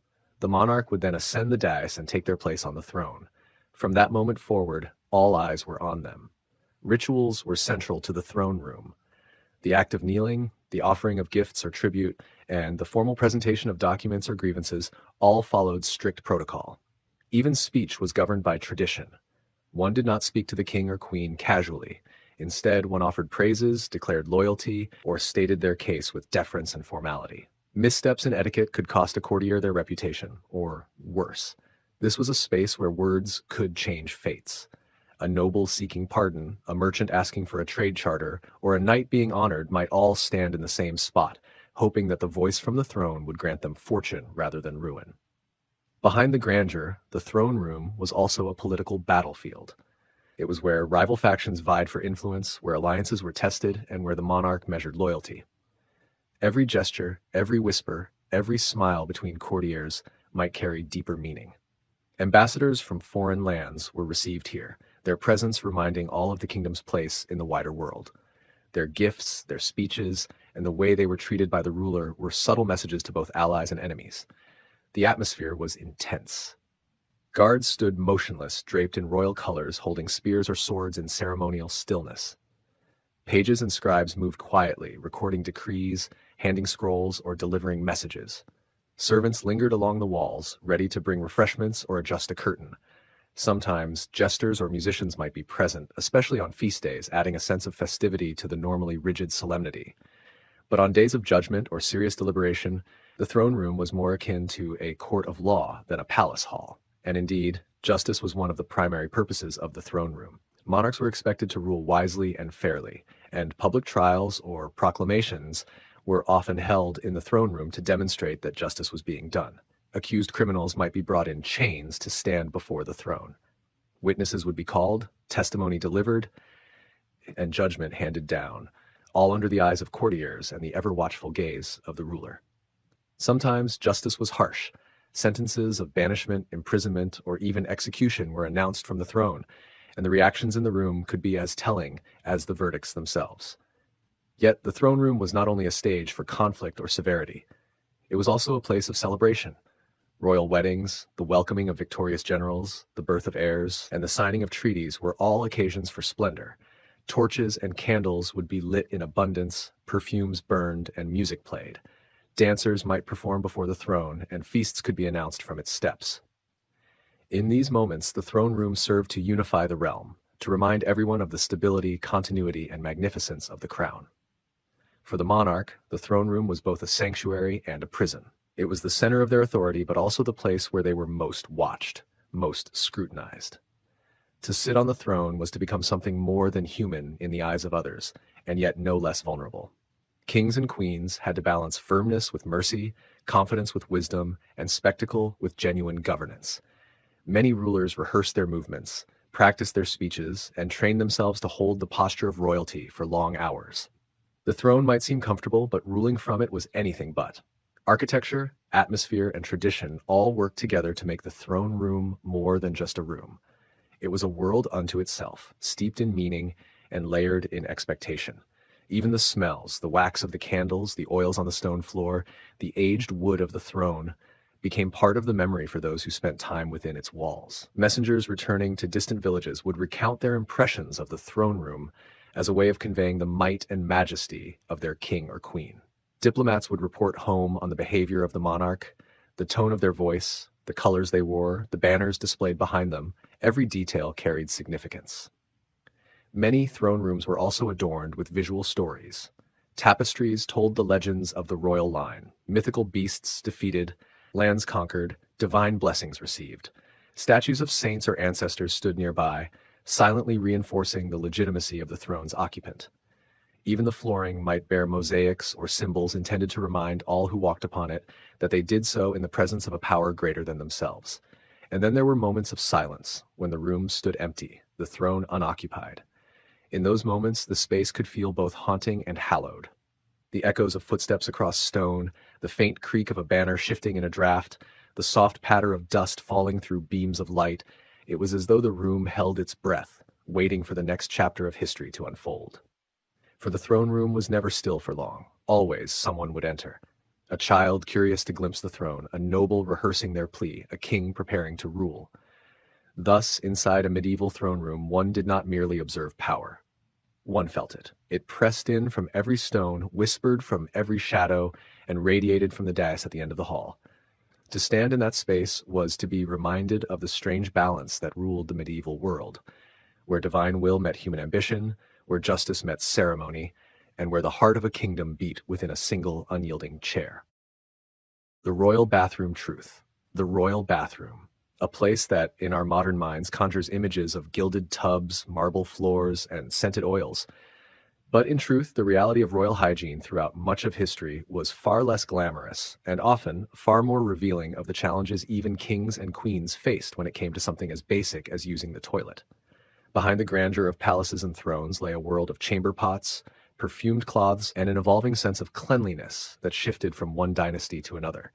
For all their power, royalty were not exempt from the fundamental human need for sanitation, and their efforts to handle it in style tell us much about the priorities, discomforts, and values of their time. In the earliest civilizations, from ancient Mesopotamia to Egypt, sanitation was surprisingly advanced for its era. The royal courts of Egypt, for instance, had designated toilet chambers within their palace structures. Pharaohs, revered almost as gods, had servants whose entire responsibility revolved around maintaining cleanliness, ensuring the use of linen cloths for wiping, and sometimes even applying aromatic oils afterward. The latrines were basic by today's standards, essentially small stone or ceramic fixtures over drainage systems, but they were carefully attended to and symbolized status. The less one had to touch or deal with their own waste, the more elevated they were perceived to be. This pattern carried on into the grandeur of Rome, where emperors like Nero or Hadrian may have enjoyed luxuries like running water and aqueduct-fed latrines. Roman palaces included large communal baths, heated floors, and flowing water that seemed to represent the height of hygiene. Yet even in such a system, the act of relieving oneself was a communal, often unprivate affair. Royalty had access to private facilities, but these often amounted to little more than a bench with a hole and a sponge on a stick dipped in vinegar, a rudimentary solution to personal hygiene that would make modern users cringe. Still, in the Roman world, bathing and cleanliness were integral to daily life and social standing, and for royalty, cleanliness was tied to honor. With the fall of the Roman Empire and the onset of the medieval period, much of that public emphasis on hygiene began to fade in Europe. Castles grew colder and darker, and running water was no longer a given. In medieval royal courts, bathrooms as we think of them today simply did not exist. Instead, kings and queens used garderobes, small rooms protruding from castle walls with holes that dropped waste directly into the moat or cesspit below. These areas were chilly, smelly, and far from hygienic, but they were considered sufficient for the time. Interestingly, the garderobe served a dual purpose. The ammonia in human waste was believed to deter moths and pests, so nobles often stored their garments nearby. As strange as it sounds, keeping your robes near the toilet was a practical decision in the face of limited pest control options. Even royalty had to play this odd game of compromise, balancing fashion, sanitation, and architecture. And in cases where going to the garderobe was inconvenient, especially during nighttime, chamber pots were the norm. These vessels, made of metal or ceramic, were placed under beds or beside thrones, emptied regularly by low-ranking servants or chambermaids. It was an intimate task, often performed in silence, as personal cleanliness was considered a private matter, though ironically handled by someone else. As the Renaissance dawned and wealth began to spread, royal bathing rituals became more ornate, though not necessarily more sanitary. Louis XIV of France, the famed Sun King, had a palace, Versailles, that boasted more mirrors than bathrooms. Though the palace accommodated hundreds of courtiers, it famously lacked an adequate number of private toilets. Instead, nobles and even royals often relieved themselves in stairwells, behind drapes, or in secluded corners. Chamber pots were carried by servants and used on the spot, often emptied out of windows into gardens or courtyards. Cleanliness was achieved not through washing, but through masking odors. Powdered wigs, lavender sachets, and perfume were heavily relied upon to disguise the very real stench that hung in royal halls. This was not due to a lack of resources, but a particular belief system, that water could open the pores and let in disease. Thus, bathing was considered risky. Wiping with linen or cotton cloths and applying oils or scents was believed to be safer. Royals might change their clothing multiple times a day, but they often went weeks without a true bath. In fact, records show that some monarchs bathed only a few times a year, if at all, believing it to be an act of caution rather than neglect. Yet not all royal societies adhered to this avoidance of water.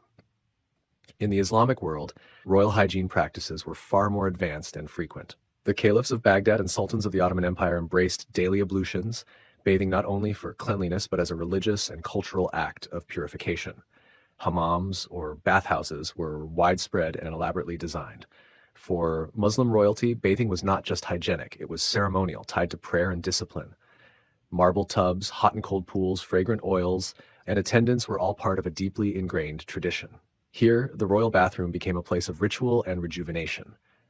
In China, the emperors of various dynasties developed their own rituals around cleanliness.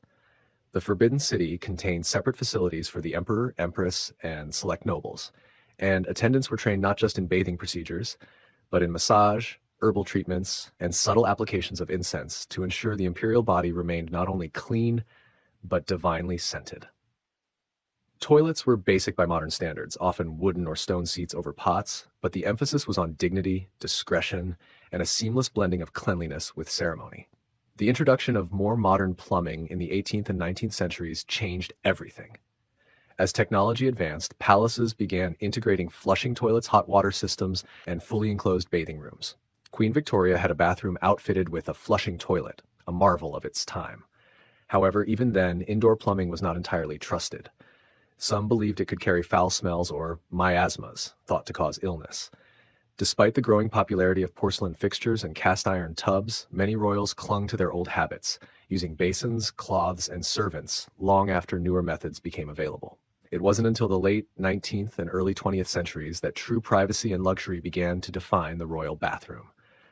Bathtubs carved from marble or fitted with silver-plated taps were installed in palace wings reserved for personal comfort.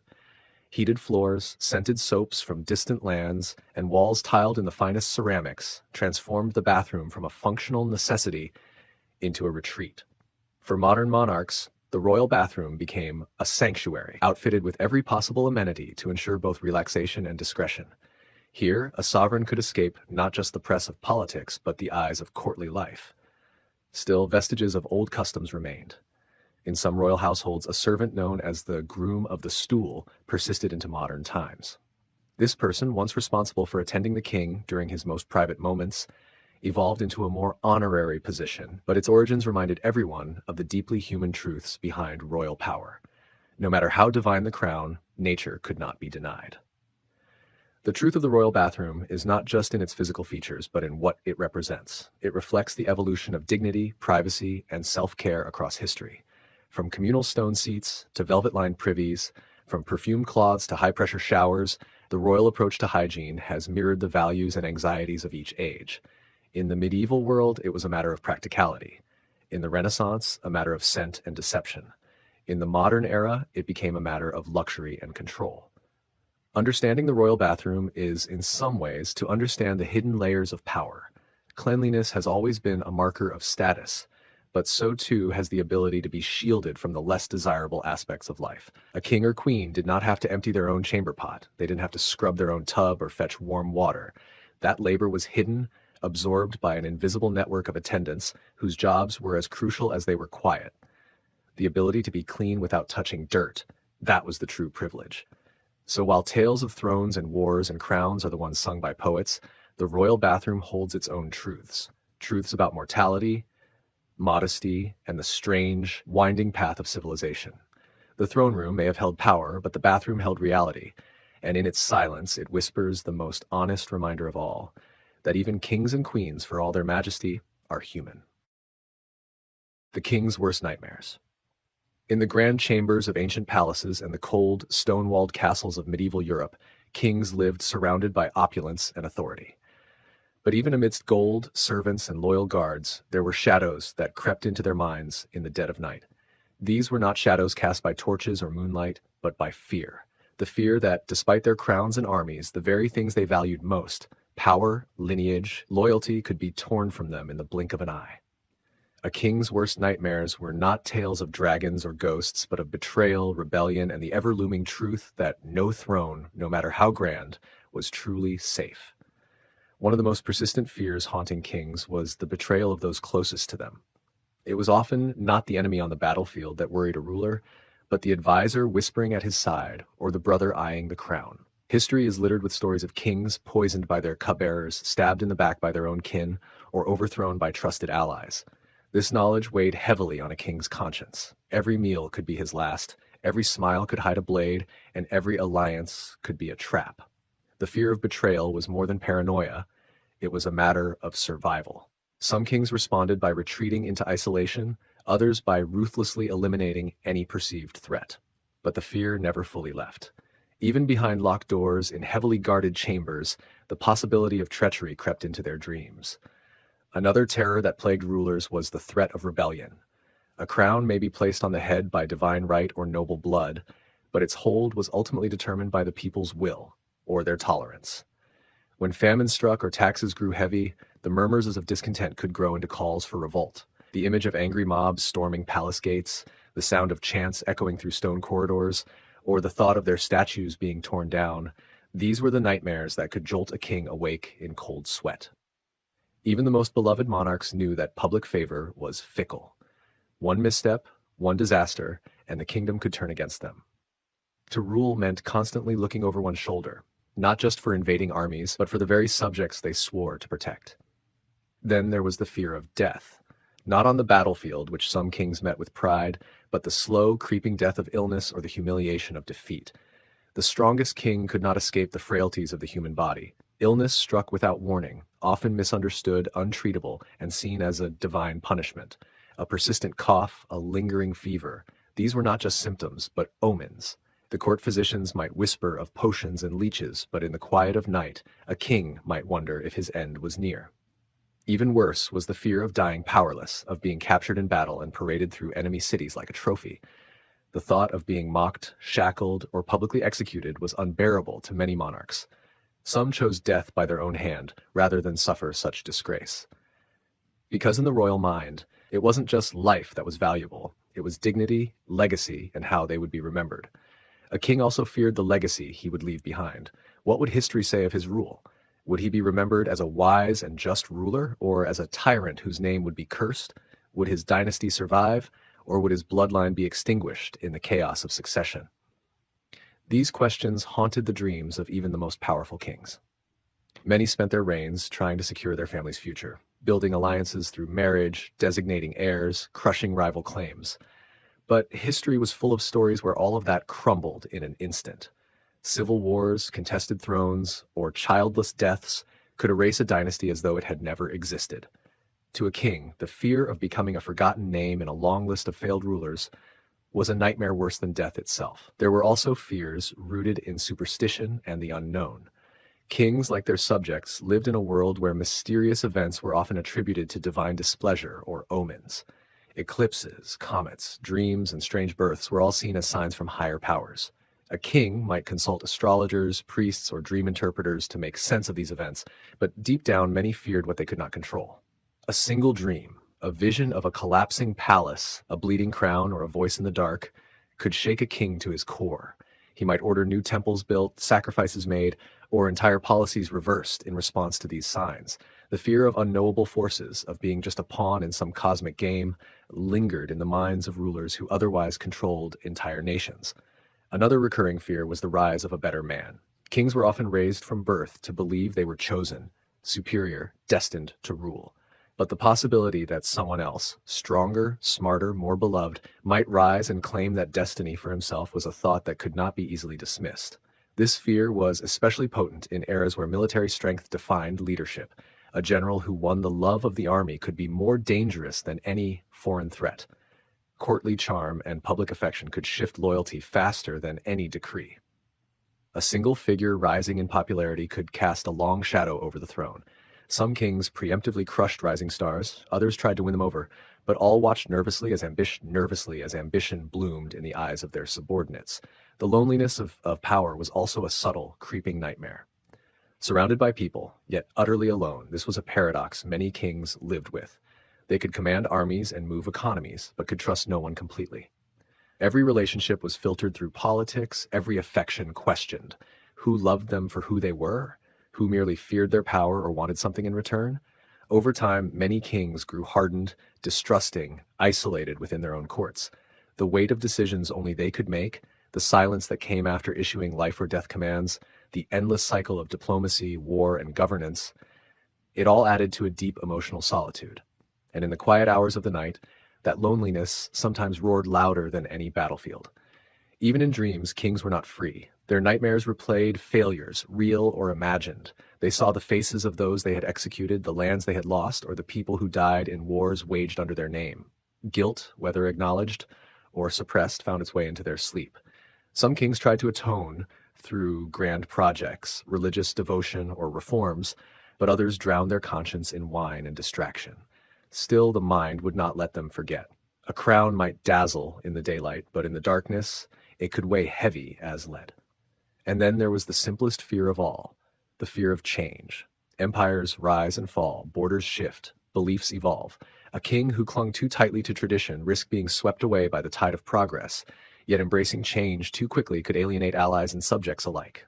The nightmare was of being obsolete, of watching one's kingdom evolve into something unrecognizable, or worse, crumble because the king failed to adapt. The delicate balance between stability and progress was one of the hardest to maintain. Rulers feared losing relevance, being reduced to a figurehead, or being remembered as the one under whose watch it all fell apart. In the end, the king's worst nightmares were not fantastical. They were grounded in reality, in the very things that made them human. Despite the crowns, the palaces, and the divine titles, kings were men who feared betrayal, death, disgrace, and irrelevance. Their dreams echoed with the sound of marching armies, whispered conspiracies, and the ticking clock of time. And though history remembers the victories and the splendor, it often forgets the sleepless nights, the silent prayers, and the cold dread that came with power. For the throne may have been high, but the fall from it was always near, and in their hearts, every king knew that. When kings went to war. When kings went to war, the fate of nations hung in the balance, and the clash of armor was not just a matter of strategy, it was a statement of power, honor, and divine right. In the medieval and early modern worlds, the act of a king leading his armies into battle was both a political maneuver and a profound symbol. War was never waged lightly by a sovereign. It was declared with the weight of a realm behind it, with advisors, clergy, nobles, and often the common people drawn into the cause. From the earliest chariot-riding monarchs of Mesopotamia to the oak-clad kings of Europe and the saber-wielding emperors of the East, going to war was more than a show of might. It was a sacred duty. The battlefield was not just a place of bloodshed. It was a theater of legitimacy, a space where a king could demonstrate that he was worthy to rule. A king's journey to war began long before the sound of drums or the clatter of hooves. It started in the council chambers, in the quiet, candlelit rooms where decisions were debated behind closed doors. War was not just about vengeance or conquest. Often, it was cloaked in the language of justice, retaliation for insults, reclaiming stolen lands, or defending the faith. Royal scribes carefully drafted declarations invoking law and tradition, while heralds prepared to announce the king's intentions to friend and foe alike. Diplomats were sometimes sent out as a last measure to avoid open conflict, but many times these gestures were just formalities. Once a decision was made, preparations followed swiftly and with purpose. Mobilization of troops began. Supplies were gathered. Messengers galloped across the countryside, summoning barons and lords, commanding them to raise their levies. Blacksmiths worked tirelessly forging swords and arrowheads. Horses were shod, armor was polished, and flags bearing royal emblems were stitched and unfurled. To the people, a king going to war stirred a mix of fear and pride. It meant disruption. Men were taken from their homes, harvests were left unguarded, and coin was demanded for the war chest. Yet, it also stirred the hearts of many. In times when literacy was rare and stories were passed from tongue to ear, the image of a king leading his army inspired songs and poems. It was a sign that their ruler was brave, that he did not cower behind stone walls while others bled. In some cultures, it was expected. A king who remained idle while his kingdom suffered risked his legitimacy. He was not just a man with a crown. He was the shield of his people, the one who would ride at the front of the charge. When the time came to march, a king's war camp became a moving court.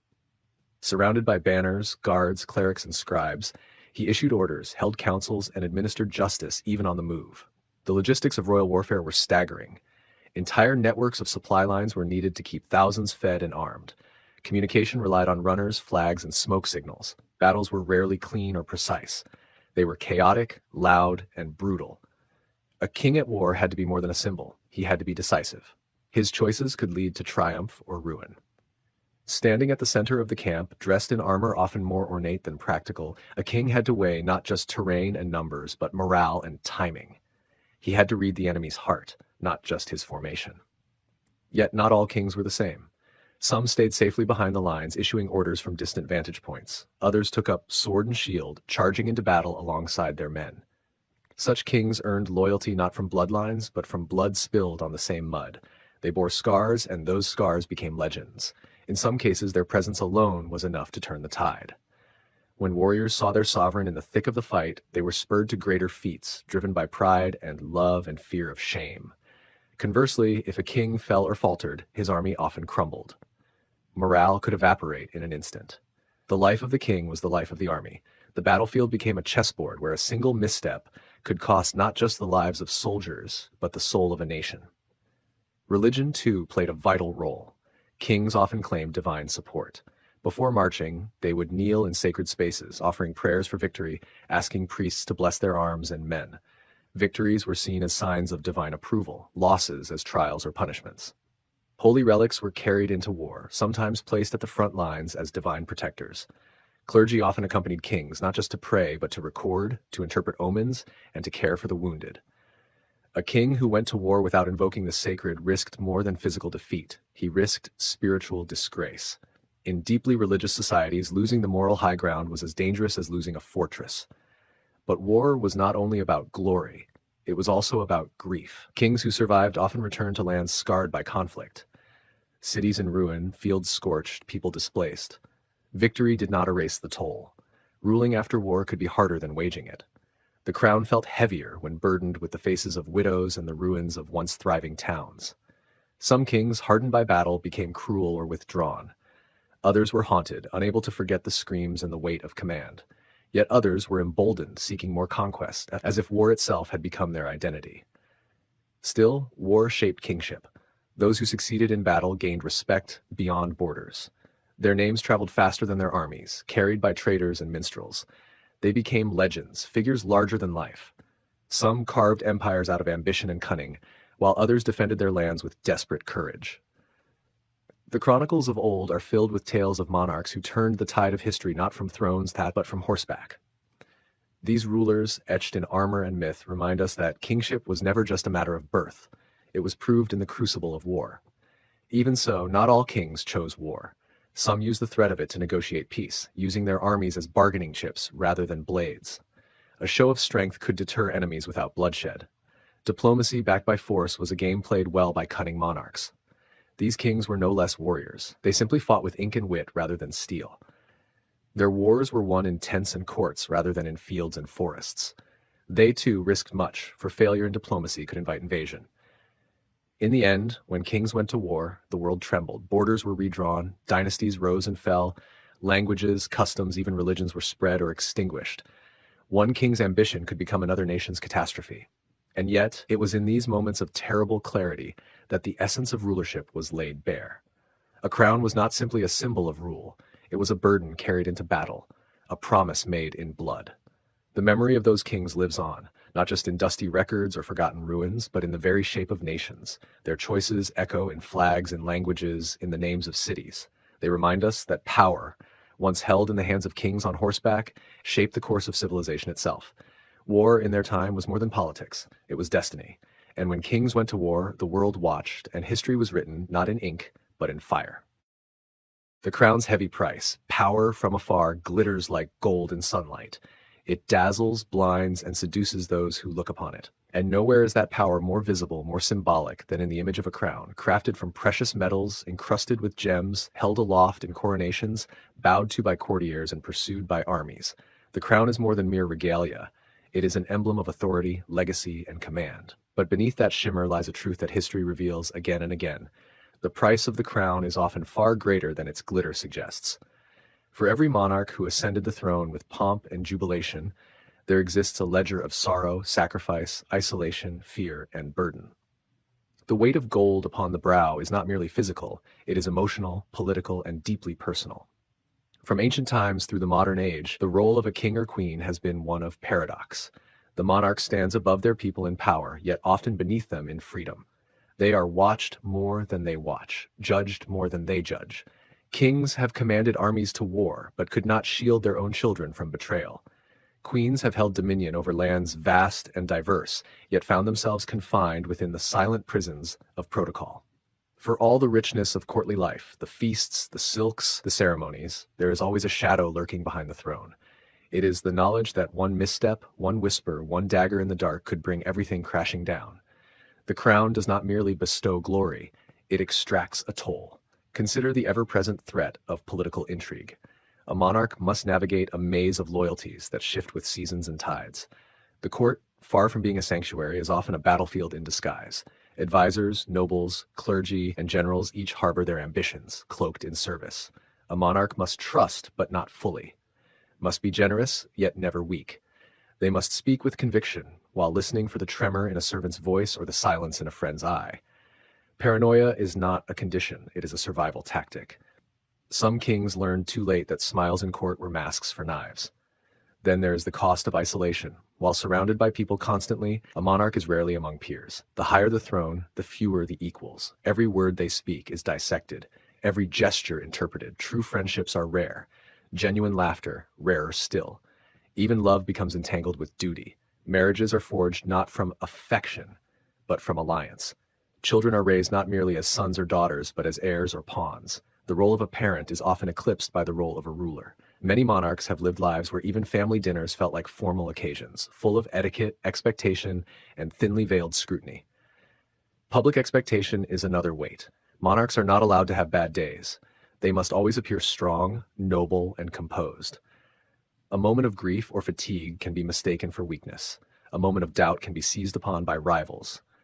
The image of the crown must remain untarnished, even if the person beneath it is crumbling. The ceremonial robes may be beautiful, but they can feel suffocating. The smiling waves to the crowd may seem simple, but they are rehearsed, choreographed, and sometimes painful, especially when the heart aches or the mind is weary. And what of decisions? The public often views monarchs as all-powerful, but real power is more complicated. With great authority comes great consequence. Every decree affects thousands, sometimes millions. The wrong choice can mean famine, rebellion, or war. Ruling justly requires not only wisdom, but foresight, and the humility to know that no choice will satisfy all. Even in benevolence, a ruler risks wrath. Reform angers tradition. Tradition angers progress. Every policy invites both praise and protest. The crown demands that one lead, even when no path is certain.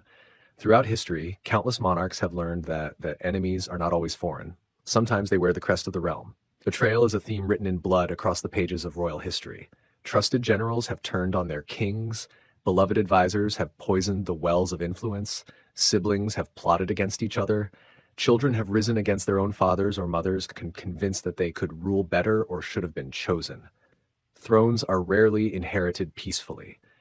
Even when succession is legal, legitimacy can be challenged. Civil wars have erupted over crowns. Brothers have slain brothers. Cousins have fought cousins.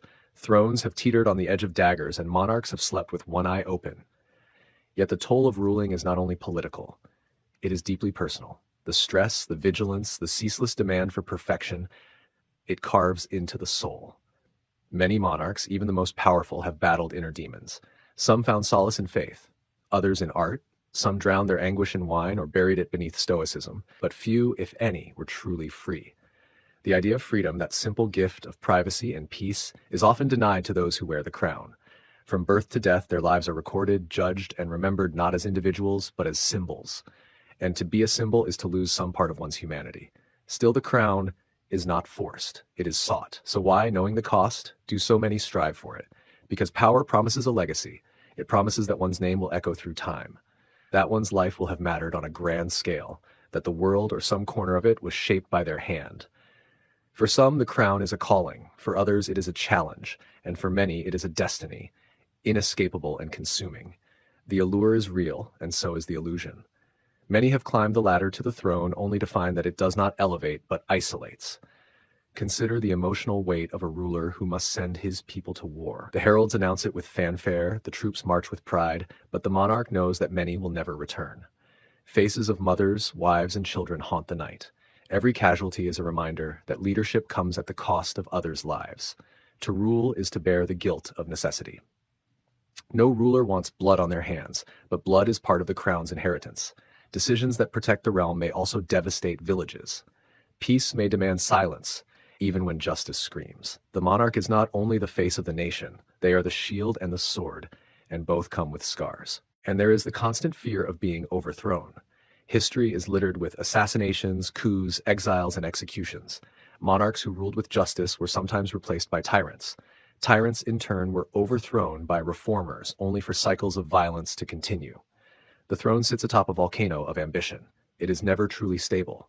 Monarchs who ruled for decades could be undone in a week, and those who ruled with terror often died in it. No fortress is impregnable, no rule is eternal.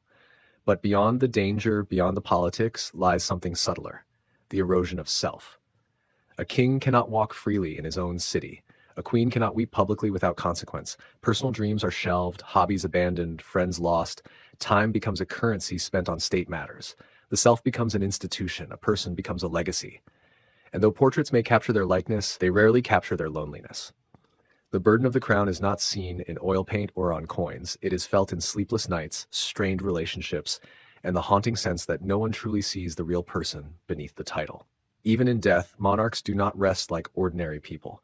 Their funerals are grand, their tombs elaborate, their memory etched into monuments. But were they happy? Did they find peace? History remembers victories, not tears. It celebrates reigns, not regrets. And yet, hidden within the letters, diaries, and memoirs of those who ruled, we find glimpses of the truth. That the crown may bring power, but it rarely brings peace.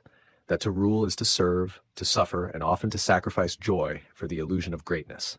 The heavy price of the crown is paid in countless currencies: in trust lost, in nights without sleep, in friends who turn into enemies, in hearts that long for simplicity. Power, for all its spectacle, demands a toll that few understand until it is too late. And though statues may be built and songs may be sung, the human behind the crown remains forever burdened by its weight. They may inspire nations, build empires, and change the course of history, but the path they walk is paved with shadows. In the end, the crown is not just worn, it is endured. And while history may remember the victories, the monarch remembers the cost. Power can be glorious, but it is never free. The gleam of the crown hides the ache of responsibility. The adoration of the people conceals the isolation of command. And behind every throne lies a silent truth: that those who rise to rule must first give up the right to simply live. Such is the heavy price of the crown. A day in the life of a medieval king. In the hushed silence before dawn, as the first light gently brushed the towers and turrets of the castle, the medieval king's day began, not in fanfare or comfort, but with solemn routine and inherited duty. His waking moments were often not his own, for a king's life in the Middle Ages was one of constant vigilance.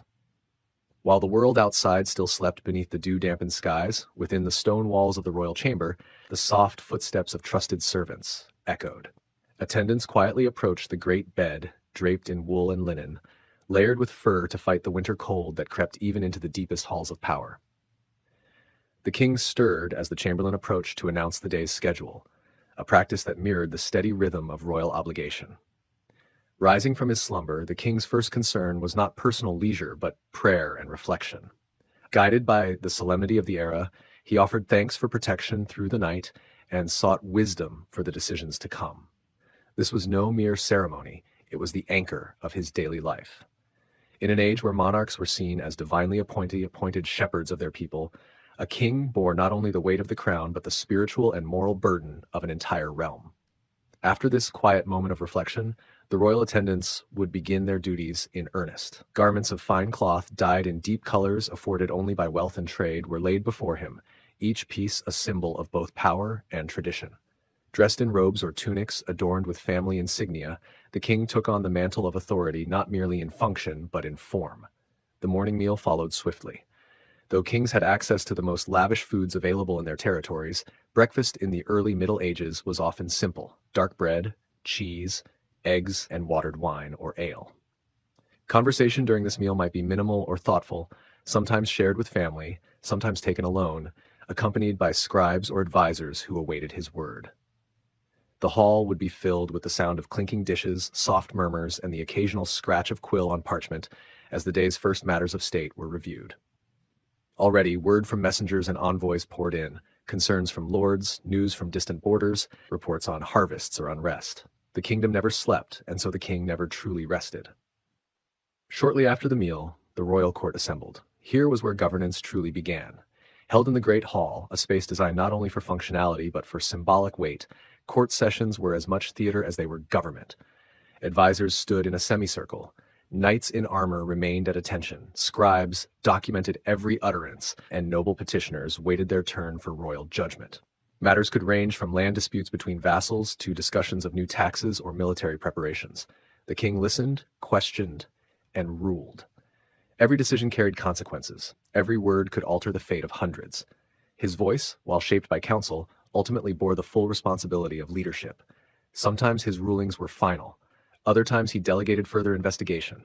Always, he remained aware that his decisions would ripple outward, through estates, across villages, and into the chronicles of history. By midday, the pressures of court often gave way to strategic meetings. Here, behind closed doors, the king and his closest confidants discussed more sensitive matters, plans for alliances, whispers of rebellion, or the delicate dance of diplomacy. Maps were unfurled across oak tables, their inked lines representing the fragile boundaries of peace. Ambassadors might wait in side chambers, preparing to present gifts or negotiate terms on behalf of foreign powers. In these discussions, a king became not only a ruler but a tactician. He balanced ambition with pragmatism, glory with the survival of his people. To rule was not only to reign, it was to manage the thin line between prosperity and peril. In these moments, the crown grew heaviest, for decisions made in confidence could determine the future of the realm. After hours spent in council, the king would often partake in a midday meal, this time grander and more populated. The royal table might be filled with roasted meats, fruits preserved in honey, stews rich with herbs from the royal garden, and loaves of freshly baked bread. Noble guests and foreign dignitaries might join him, and while some of the conversation was ceremonial, much of it served a deeper purpose, testing loyalties, reading intentions, and nurturing alliances. Feasts were not just indulgence, they were subtle arenas of politics. Every gesture, every toast, every jest held layers of meaning. A seat near the king was a mark of favor. A cold glance could spell future exclusion.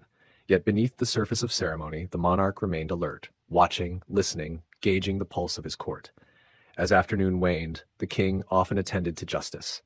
He might preside over a local trial or send directives to distant judges. Justice in the medieval world was a cornerstone of rule, and the people looked to their monarch not just for protection, but for fairness. Punishments were often harsh by modern standards, but they were seen as necessary to maintain order in a fragile world where life was uncertain and crime could unravel the threads of peace. The king's role in justice was both paternal and absolute. He was expected to show mercy when deserved and severity when required. His presence alone was a declaration that the law was alive and backed by sovereign authority. As the sun began to lower, the king would sometimes walk the castle grounds or ride beyond the gates accompanied by guards and advisors. These excursions were opportunities for both respite and inspection. He might visit a local monastery, survey castle repairs, or ride past the outer walls to review the readiness of troops stationed nearby. Sometimes he spoke with commoners, brief, polite exchanges that offered insight into the lives of those who tilled the land and manned the gates. Though separated by rank and wealth, a wise king never forgot that his power ultimately rested upon the loyalty and well-being of his subjects. Every cobblestone path, every bustling marketplace, every blade of wheat was part of the kingdom's lifeblood. Evening brought quieter moments, though they were seldom without duty. The king might retreat to his chambers to read correspondence from other realms, to reflect upon philosophical or theological texts, or to speak privately with family or spiritual advisors. Discussions of legacy were common: how to secure the succession, how to train the heir, how to preserve peace beyond his own reign. A king's thoughts were not his alone. They were tied to the fabric of generations. If he had children, the prince or princess might be summoned for lessons or ceremony. The queen, often a formidable figure in her own right, may have joined him for discussion, counsel, or simply companionship. Despite the grandeur of their lives, monarchs were still human. Behind every royal facade beat a heart shaped by the same joys and griefs that touched any soul. On feast days or holidays, the routine shifted. Celebrations echoed through the halls, music filled the air, and dancers spun beneath banners bearing the kingdom's sigil. Yet even amid revelry, the king's role persisted. He was the first to raise a goblet, the last to leave the hall, the figure whose approval sanctified every occasion. A single glance, a gesture of welcome or dismissal, could elevate or shame. Ceremonial roles carried great weight, and the balance between joy and authority had to be maintained. For kingship was not simply governance, it was performance, ritual, and myth. The people needed to see their ruler as larger than life, wise, just, strong, yet still rooted enough to care. Nightfall signaled the winding down of royal affairs. Couriers and guards took their stations, while scribes finalized the records of the day. Candles flickered in iron sconces along stone walls, casting dancing shadows across the corridors. The king might sit beside the hearth in his private chamber, reflecting on choices made and challenges ahead. Letters were sealed with wax, decisions inscribed into scrolls that would be sent to corners of the realm. Yet amidst this solemnity, there was sometimes laughter, stories told, or music played by minstrels brought into the royal apartments. These rare moments of ease served as a balm to the weight of kingship. Before sleep, another moment of prayer or contemplation often closed the day. The king knelt or sat in solitude, pondering not only his temporal power, but the legacy he hoped to leave behind. In a world where mortality was never far, even for monarchs, the notion of being remembered as wise, just, or beloved was never far from mind. His sleep was not always restful, for the burdens of the crown could not be laid aside like a robe. Dreams might be haunted by visions of war, or hopeful scenes of flourishing fields and peaceful cities. Regardless, when the candle finally dimmed and the chamber hushed, the cycle of leadership paused, but never ended.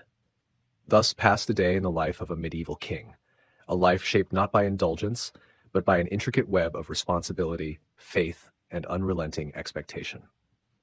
In the stillness of the night, as sentries stood watch and the stars turned overhead, the kingdom rested under the care of one man, burdened with the hopes of thousands. His life was not truly his own, it belonged to the realm, to the law, to history. And as dawn neared again, the wheel of duty would turn once more, as it always had, and as it always would. The king's council wasn't always loyal.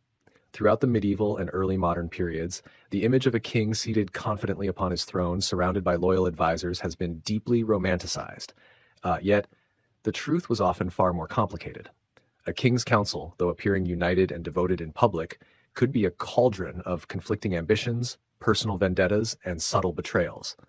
Far from being a circle of unwavering loyalty, the royal council was often a theater of quiet power struggles, hidden agendas, and shifting alliances, an arena where the king had to remain ever watchful, not just of foreign enemies, but of those within his very court. The role of the king's council was, in theory, to offer guidance, wisdom, and support. Comprised of nobles, clergy, and occasionally educated commoners or merchants, these advisors were expected to help the monarch govern with fairness and strength. However, in practice, the council was a political battleground. Its members were rarely without their own interests. Some sought to use their influence to secure favors, lands, or marriages. Others harbored deeper ambitions, imagining themselves as kingmakers or even potential kings in times of crisis. The king, no matter how powerful, had to navigate these treacherous waters with immense caution. In many kingdoms, the position of counselor was not earned solely by merit, but often bought with loyalty to a faction, family ties, or royal favoritism. This meant that councils were often packed with individuals who owed their place not to their wisdom, but to their cunning or closeness to the throne. These were men who might appear trustworthy in public, but plotted in private. Whispers behind tapestries, secret letters, and backroom promises could change the fate of a kingdom overnight. Councils were not immune to the human temptations of greed, jealousy, and fear, emotions that, when left unchecked, could quickly unravel the very foundations of a monarchy. Some of the most famous betrayals in history were born not in battlefields, but in council chambers. A trusted noble might suddenly switch sides during a rebellion. A royal advisor might withhold critical information to gain favor with a rival power. Even clerics, supposedly bound by moral duty, sometimes used their spiritual authority to influence decisions that benefited themselves rather than the realm. Kings had to be not only rulers, but careful readers of character. Many surrounded themselves with spies, informants, and loyal agents whose sole duty was to monitor the very people advising them. In this way, paranoia became part of the job. Moreover, loyalty to the crown did not always mean loyalty to the king. The crown was seen as a sacred institution. But kings were mortal men, flawed, fallible, and at times deeply unpopular. Counselors might justify their disobedience or treachery by claiming they acted in the interest of the kingdom rather than the individual who wore the crown. In periods of crisis, such as during a disputed succession, famine, or foreign invasion, members of the council might form their own factions, attempting to guide the realm in a direction they believed was best, even if it meant opposing the monarch. In extreme cases, this led to forced abdications or the subtle poisoning of power, where a king remained on the throne but wielded little real control. The tension between king and council was especially pronounced when the monarch was young, weak, or inexperienced. Regency councils, formed to rule on behalf of a child king, were notorious for infighting and manipulation. In such situations, powerful nobles would often jostle for dominance, each hoping to emerge as the true power behind the throne.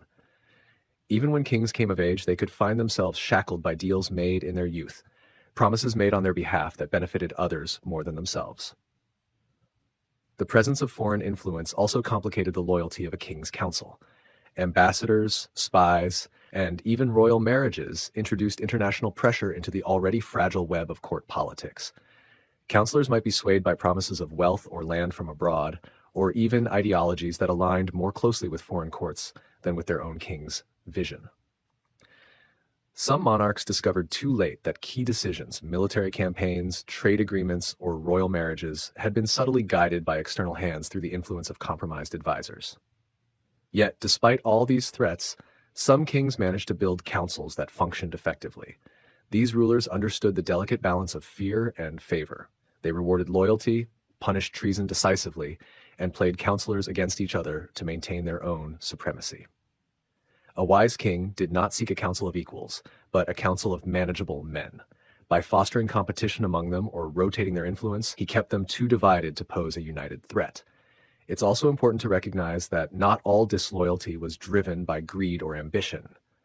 Some counselors genuinely believed they were protecting their people from a misguided or tyrannical monarch.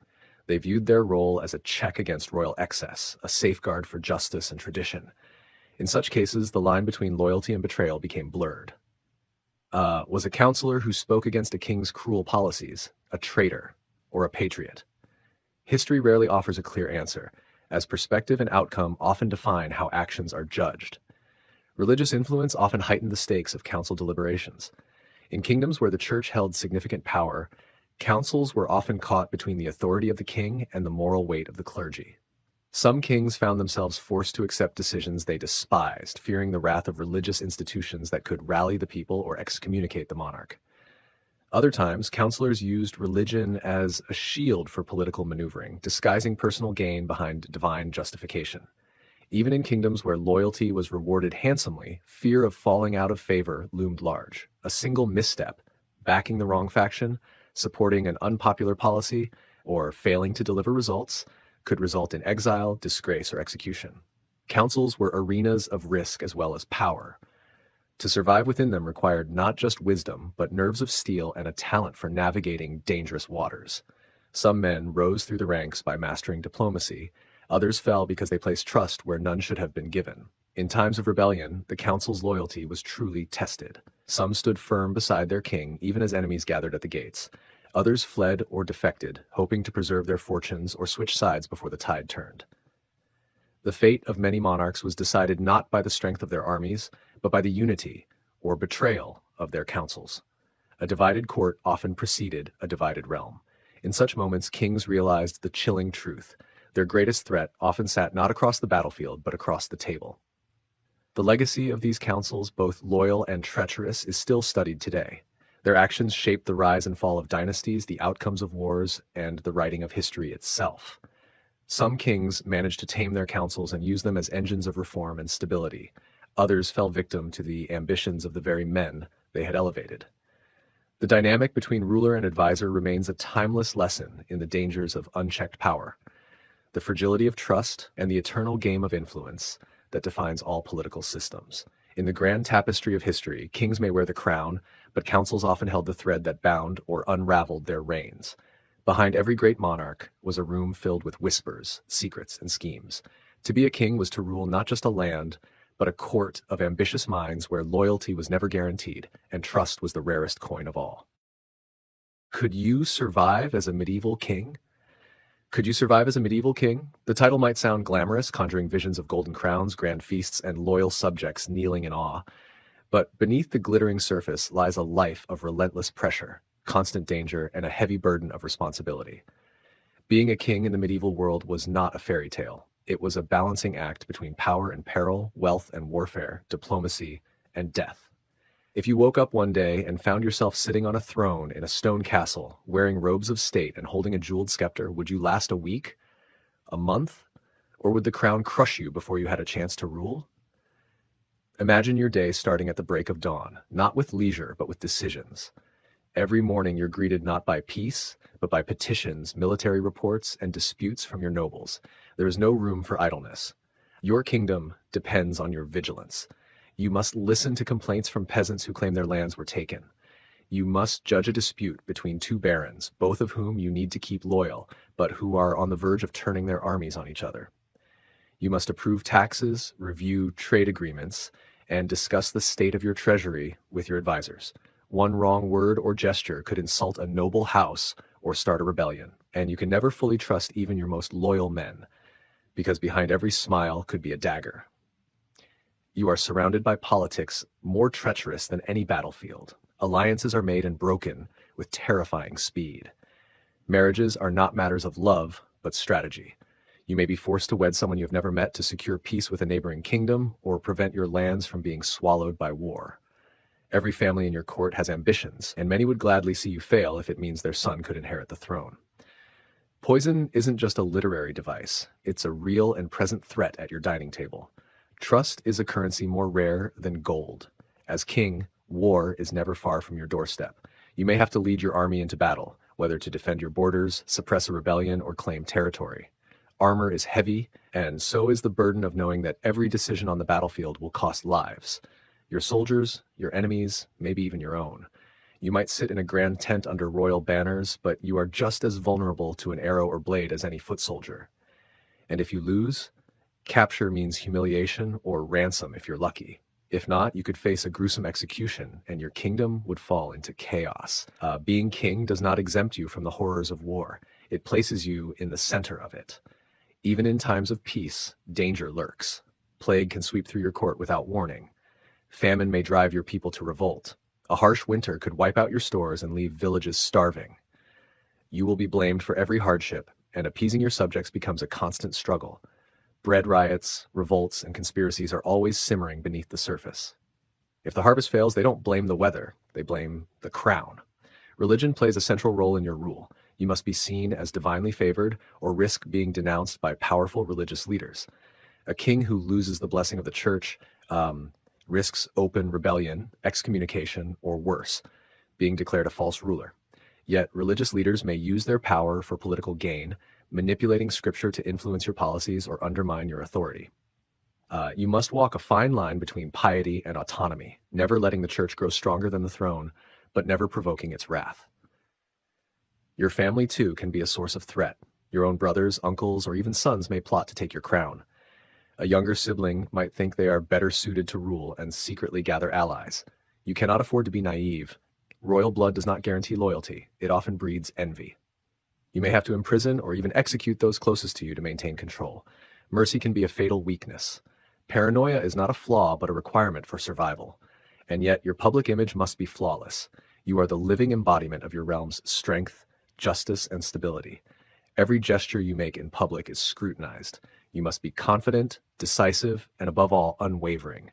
If you appear weak, your enemies will circle like wolves. If you appear cruel, you risk uprisings. You must project wisdom beyond your years, courage beyond your fear, and mercy laced with cold calculation.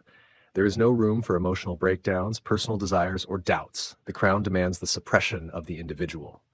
You no longer live for yourself, but for the state. Behind the throne, endless logistics grind away. Running a kingdom means managing roads, trade, law, and order. You must keep merchants safe from bandits so commerce can flow. You must assign justices to distant provinces and ensure they do not abuse their power. You must inspect the state of your fortresses and approve repairs, knowing that neglect could invite invasion. Your days are spent in meetings, your nights in planning. Rest is fleeting. Delegation is possible, but dangerous. Granting too much authority to one lord could make him a rival. You are often isolated. True friendship is almost impossible when everyone around you stands to gain or lose by your favor. Your words can never be casual. A joke may be misinterpreted, a kindness may be seen as favoritism, a frown could cause panic. Every social interaction is calculated, measured, and observed. You might live in a grand castle, but it can quickly feel like a gilded cage. Yet the weight of legacy looms over you. Every decision you make is carved into the memory of your kingdom. If you are too cautious, you are called weak. If you are too bold, you are reckless. Your successes are claimed by your advisors. Your failures land at your feet. Your people look to you for justice, hope, and protection, but they also blame you when crops fail, when war begins, when taxes rise. Your reign is constantly judged, not only by your court, but by history itself. And what of happiness? You cannot live as others do. You may envy the common farmer who lives without politics, without enemies, without the crushing pressure of command. A king cannot simply walk among his people for fear of assassination or scandal. Love is often political, joy is fleeting, and peace is rare. Even your children are pawns in alliances. Your own future is uncertain, and every day you rule may bring you closer to a violent end. The crown rests on your head not as a gift, but as a challenge.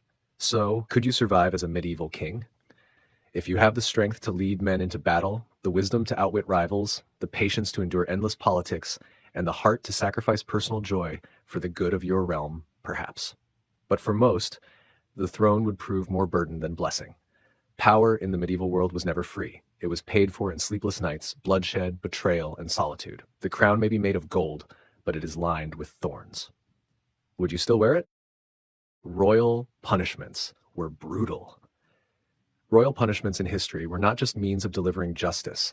They were statements of authority, spectacles of control, and chilling reminders of the ruler's absolute power.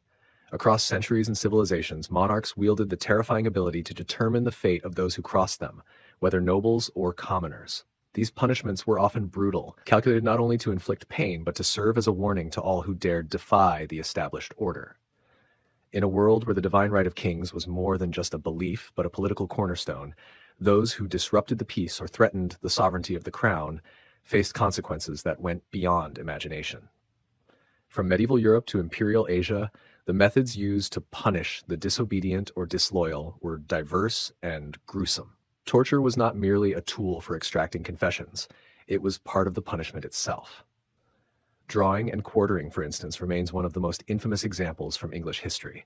Reserved for those convicted of high treason, this punishment involved dragging the condemned to the place of execution, where they were hanged until near death, then disemboweled, their entrails burned before their eyes, and finally their bodies divided into 4 parts. These body parts were often displayed in different parts of the kingdom, serving as a grisly deterrent to others.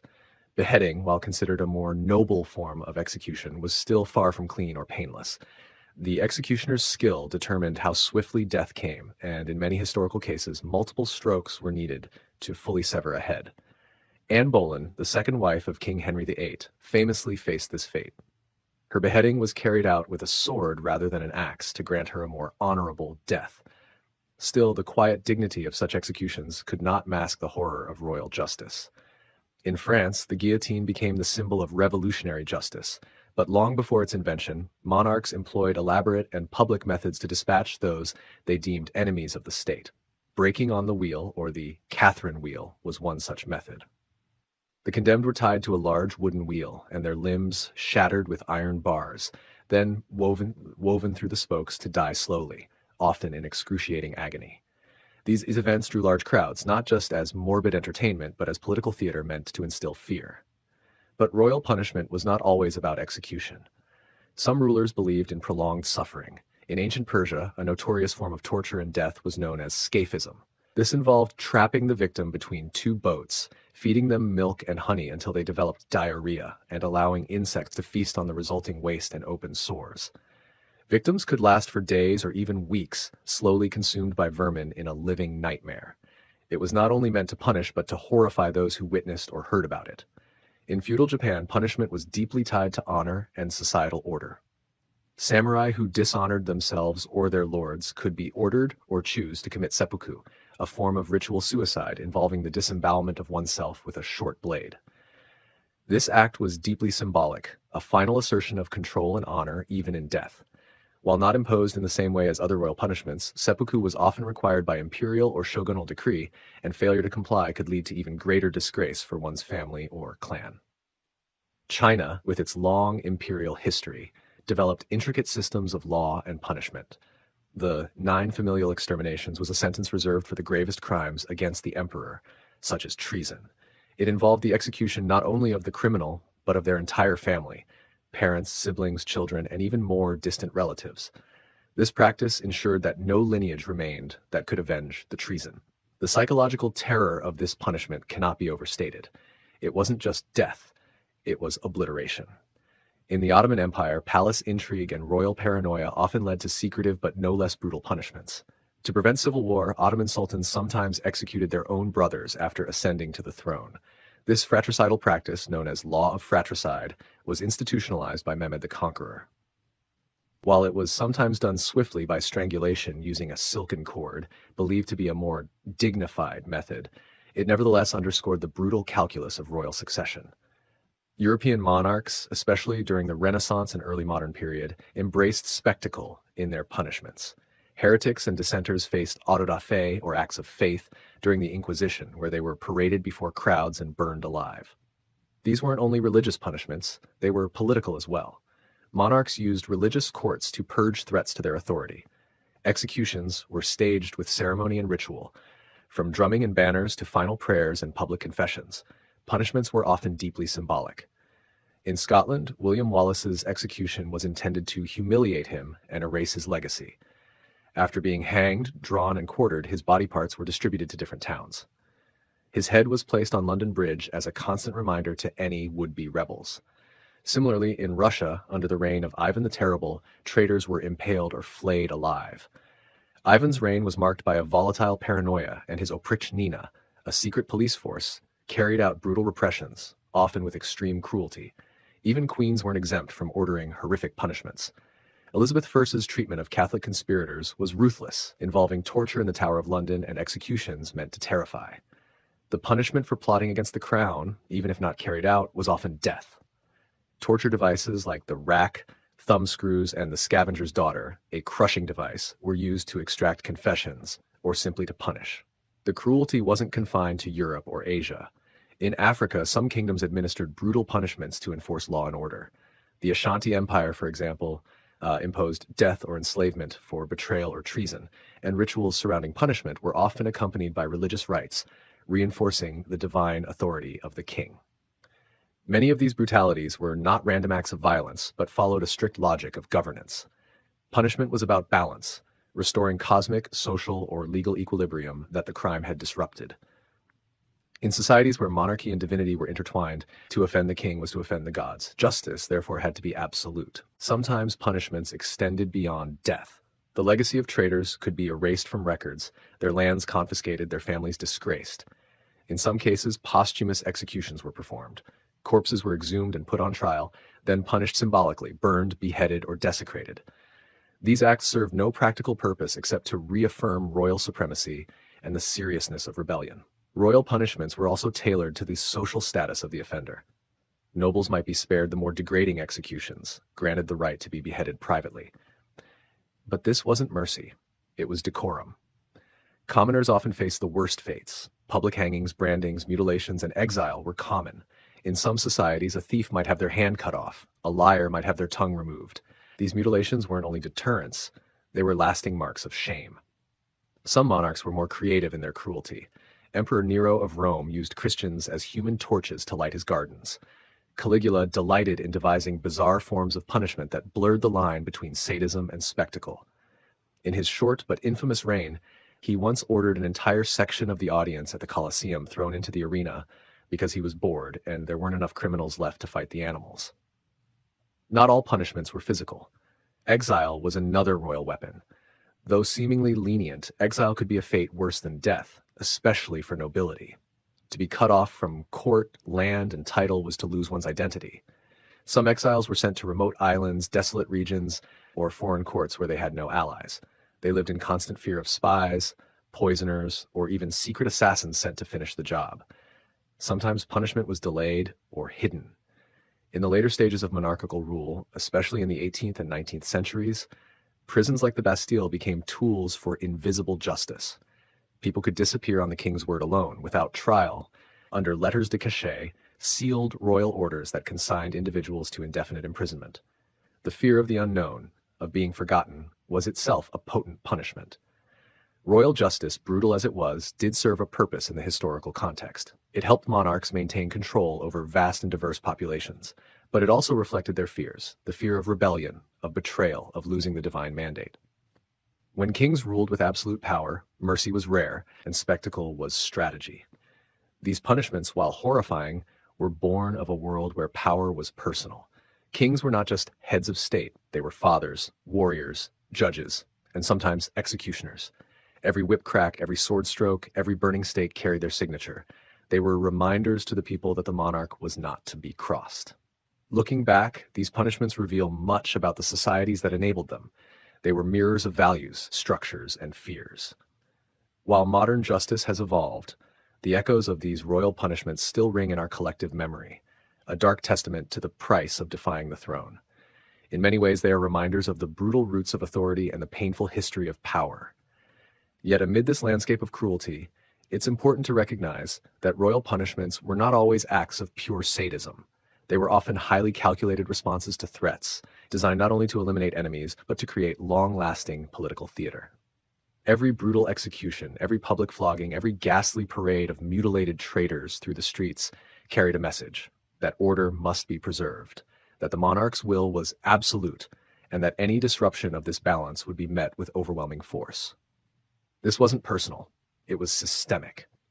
Monarchs, even the more merciful among them, understood that leniency could be interpreted as weakness. And in an age when reputation often held more power than weapons, fear was a valuable currency.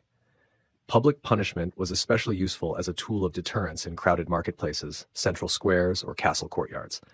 These events served multiple functions. They entertained the masses, reinforced legal norms, and glorified the authority of the crown. Executioners, once reviled, became key figures in royal justice, men who delivered divine retribution with precision and ritual. In England, executioners even gained a sort of celebrity status. A skilled executioner could end a noble's life in a single clean blow, earning both fear and respect. But even they were subject to the same brutal system. If they failed their duty or turned against their liege, their own heads could roll. For those lucky enough to escape execution, imprisonment still loomed large as a cruel fate. Dungeons beneath castles weren't simply storage spaces for the condemned. They were damp, disease-ridden environments where starvation, torture, and madness were commonplace. Prisoners were often forgotten for years. Iron collars, chains bolted to the floor, and pitch-black cells devoid of sunlight all contributed to a kind of living death. In some cases, prisoners were denied any contact, stripped of identity, and left to rot in the dark corners of royal justice. And yet, royal punishment was not always reserved for political criminals or traitors. Offenses as varied as theft, adultery, gossip, and even fashion violations could incur the wrath of monarchs depending on the era and region. In Tudor England, sumptuary laws dictated what people could wear based on social class. Violations could lead to fines, public humiliation, or worse. In Louis XIV's France, slandering the king's court or printing forbidden literature could result in branding, mutilation, or exile. There was also a disturbing element of spectacle tied to morality and public behavior. In some societies, people were punished not just for breaking laws, but for offending royal morality. In 17th century Europe, women accused of witchcraft were punished in the name of both crown and church. Trials were elaborate affairs, often sanctioned or directly supervised by local lords. The accused were stripped, examined for witch marks, tortured into confessing, and executed in full view of their communities. Whether by burning or hanging, the goal was the same: terrorize the population into obedience and conformity. Punishment could even be artistic. Some kings, obsessed with symbolism and ritual, ensured that the execution itself was a kind of performance. In India, under certain Mughal rulers, elephants were used for executions, trained to crush, dismember, or toss the condemned in front of court audiences. These executions were not simply about death, they were about awe. The elephant, a symbol of strength and royal majesty, delivered punishment as an extension of the emperor's own will. It was theater and terror, spectacle and statement. In some Islamic kingdoms, such as the Abbasid Caliphate, rulers also used public punishment as both law and spectacle, though in many cases they were guided by codified religious principles. Thieves might have their hands amputated in accordance with legal traditions, while liars and false accusers could be flogged in the market square. Even so, it was understood that such punishments were not applied lightly. Judges and religious scholars often advised rulers on appropriate measures. But if the ruler's grip on power was threatened, all formalities could be cast aside in favor of swift, unrelenting vengeance. Across all of these cultures, one underlying thread remained constant. Royal punishments were a tool of fear. Kings, sultans, emperors, and pharaohs all ruled vast and often fractured territories. The threat of internal rebellion or external invasion was a constant presence. Maintaining authority over thousands, sometimes millions of subjects required a careful blend of legitimacy, ceremony, and fear. When legitimacy wavered, fear filled the void.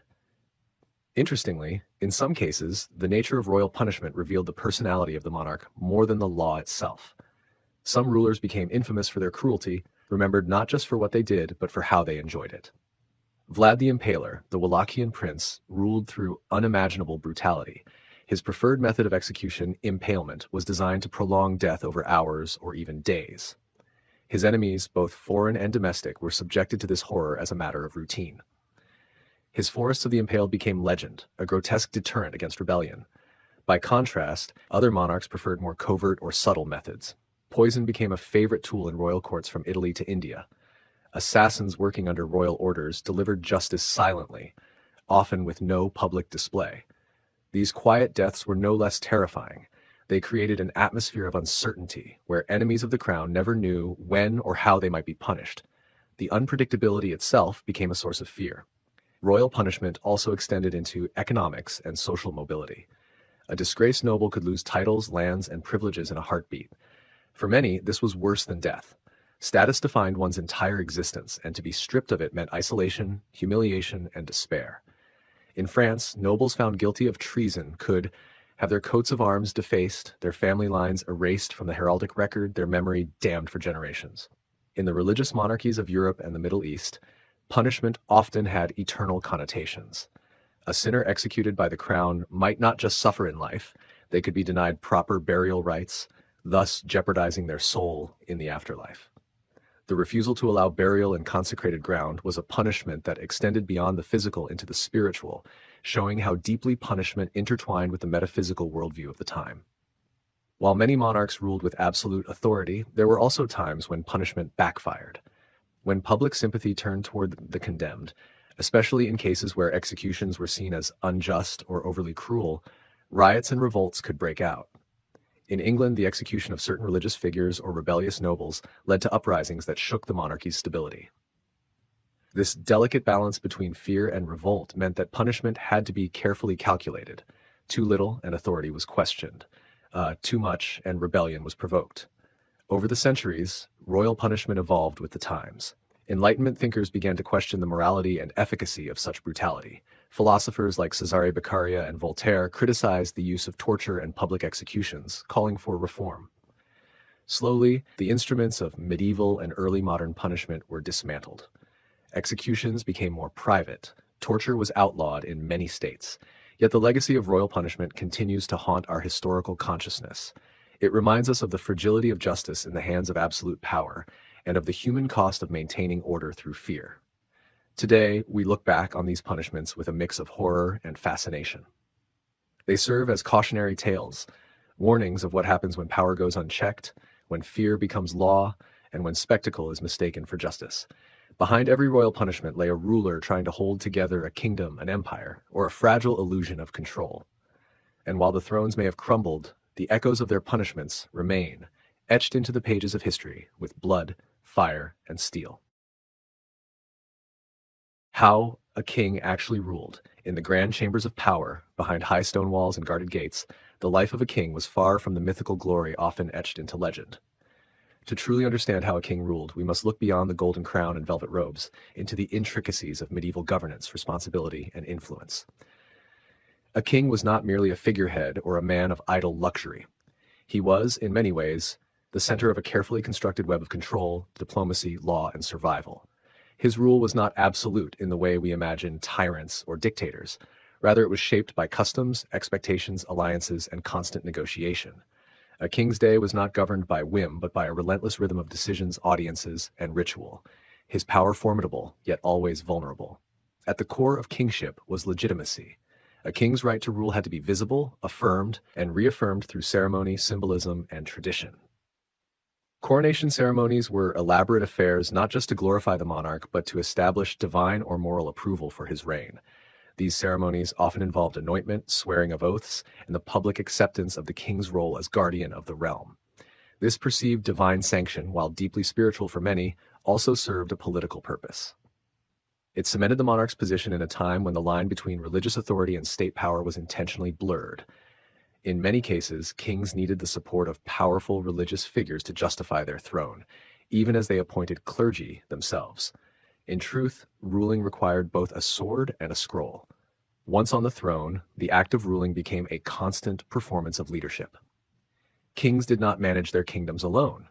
They relied on a council of nobles, clergy, and skilled administrators who advised on law, taxation, defense, and diplomacy. The king had to listen, evaluate, and decide. Sometimes, decisions were swift and straightforward, such as rewarding a loyal knight or punishing a lawbreaker. Other times, issues like famine, rebellion, or inheritance disputes demanded careful deliberation and wise judgment. A good king was measured not only by how he fought wars, but by how he kept the peace. He had to balance competing interests, navigating the rivalries of his own court, as well as the shifting allegiances of powerful families. The art of rule required the king to be a politician, diplomat, and strategist all at once. Justice was one of the most visible roles of a medieval king. He was expected to uphold law and order across the realm. Although local lords and sheriffs managed day-to-day enforcement, it was the king who remained the final arbiter of justice. He presided over major disputes, issued decrees, and sometimes traveled to hold court in distant parts of the kingdom. This ensured his presence was felt even in far-flung territories and reminded the people that law emanated from the crown. But justice was not always blind. A king had to weigh the consequences of each judgment, balancing mercy with severity, knowing that too much of either could erode his authority or spark discontent. Legal reform was also part of rulership, and many kings are remembered for codifying laws that brought greater structure to governance. Another core function of a ruling king was war. Whether defending against invaders or expanding territory, war was both a threat and a tool. Kings were expected to be warriors, not only commanding troops, but sometimes riding into battle themselves. Warfare was not undertaken lightly. It required vast resources, coordination with noble houses, and the blessing, or at least neutrality, of influential institutions. Raising an army meant summoning vassals, many of whom owed military service in exchange for their lands. A king who mismanaged a campaign could lose more than territory. He could lose loyalty, treasure, and the crown itself. Victory, meanwhile, could strengthen his reign, enrich his coffers, and bolster his legend. Yet, even off the battlefield, the king was always waging a subtler war against rumors, intrigue, and dissent within his own court. Diplomacy was a quieter but equally important pillar of rulership. Kings formed alliances through marriages, treaties, and exchanges of gifts and titles. An arranged marriage between royal houses could prevent decades of conflict or bring a powerful enemy into the fold. Envoys were dispatched to negotiate peace, trade agreements, or pacts of mutual defense. These diplomatic ties were essential in an age where borders were fluid and ambitions limitless. A single insult, mistribute, or poorly timed gesture could unravel years of negotiation. Therefore, the king had to be a master of etiquette and nuance. His words, gestures, and even his silence could carry political weight. Hosting foreign dignitaries and maintaining royal correspondence required careful orchestration and the counsel of learned men. Economically, the king's rule depended on a complex system of taxation, land management, and trade. Royal income came from various sources: rents from crown lands, customs duties, and levies imposed on nobles and towns. However, collecting taxes was never straightforward. Overburdened peasants might revolt, rebellious barons might resist. Therefore, the king needed capable stewards and collectors to enforce his rights without inciting unrest. To maintain infrastructure, roads, bridges, fortresses, he needed resources, and those resources required the goodwill or submission of local power holders. Moreover, the king had to regulate coinage, support markets, and sometimes intervene in times of scarcity. Economic stability was the invisible foundation of his reign, affecting everything from military readiness to public morale. The daily life of a king was an intricate blend of ceremony and administration. From the moment he rose, his time was structured with precision. Mornings might begin with religious observance, reaffirming both humility and divine favor. Then came audiences with advisors, reports from messengers, and judgments on legal matters. Meals, though lavish, were also opportunities for diplomacy. Seating arrangements and table conversation could signify status and intent. In the afternoon, the king might attend to personal matters, inspect military training, or review new construction projects. Evening activities often included courtly entertainment, music, poetry, games, but even these served political ends, reinforcing the culture and values of the realm. Amid this rhythm, the king always remained alert, for whispers and schemes were never far. Yet kingship was not just public power, it was private burden. Many kings carried the weight of immense responsibility from youth, molded by tutors, guardians, and early exposure to politics. Their education was designed not for pleasure but for preparation, studying law, history, theology, and statecraft. They were taught languages, trained in arms, and instructed in the principles of rulership. Even so, no education could fully prepare a man for the crown. The pressures of ruling, deciding lives, managing war, confronting betrayal, often took a toll on a king's health and spirit. Some became withdrawn, others tyrannical, a few broken by the very system they commanded. Those who endured did so by surrounding themselves with wise counselors and by cultivating both fear and respect. The relationship between a king and his people was often distant but deeply symbolic. Most commoners never saw their monarch, but his image on coins, banners, and in stories shaped their understanding of power. Royal progresses where the king traveled through the land were moments of awe and spectacle. They reinforced his authority and gave the people a rare chance to witness the man who held dominion over their fates. At times of crisis, plague, invasion, or succession struggles, the king's visibility became vital. A king who could reassure the public and present a vision of stability gained a lasting legacy. Conversely, a ruler who seemed absent or weak risked uprisings, revolts, and even deposition. Religious observance and morality were also key to how a king ruled. He was expected to be pious, support religious institutions, and uphold spiritual values. In return, religious leaders offered moral legitimacy to his reign and helped disseminate royal decrees from the pulpit. Churches and monasteries were not just places of worship. They were centers of learning, record-keeping, and community cohesion. A wise king knew the value of supporting these institutions while ensuring they did not grow powerful enough to challenge royal authority. In times of doubt, kings might commission religious texts, endow holy sites, or embark on pilgrimages to demonstrate their humility and connection to higher values. Such gestures were as political as they were spiritual, reinforcing the bond between crown and conscience. In times of peace, kings had to rule over a restless court filled with ambition, jealousy, and maneuvering. Court life was vibrant but treacherous. Every noble had an agenda. Every invitation or slight could provoke conflict. The king had to be an arbiter and a manipulator, giving just enough favor to maintain loyalty while preventing any single noble from becoming too dominant. Marriages, land grants, and titles were tools of control.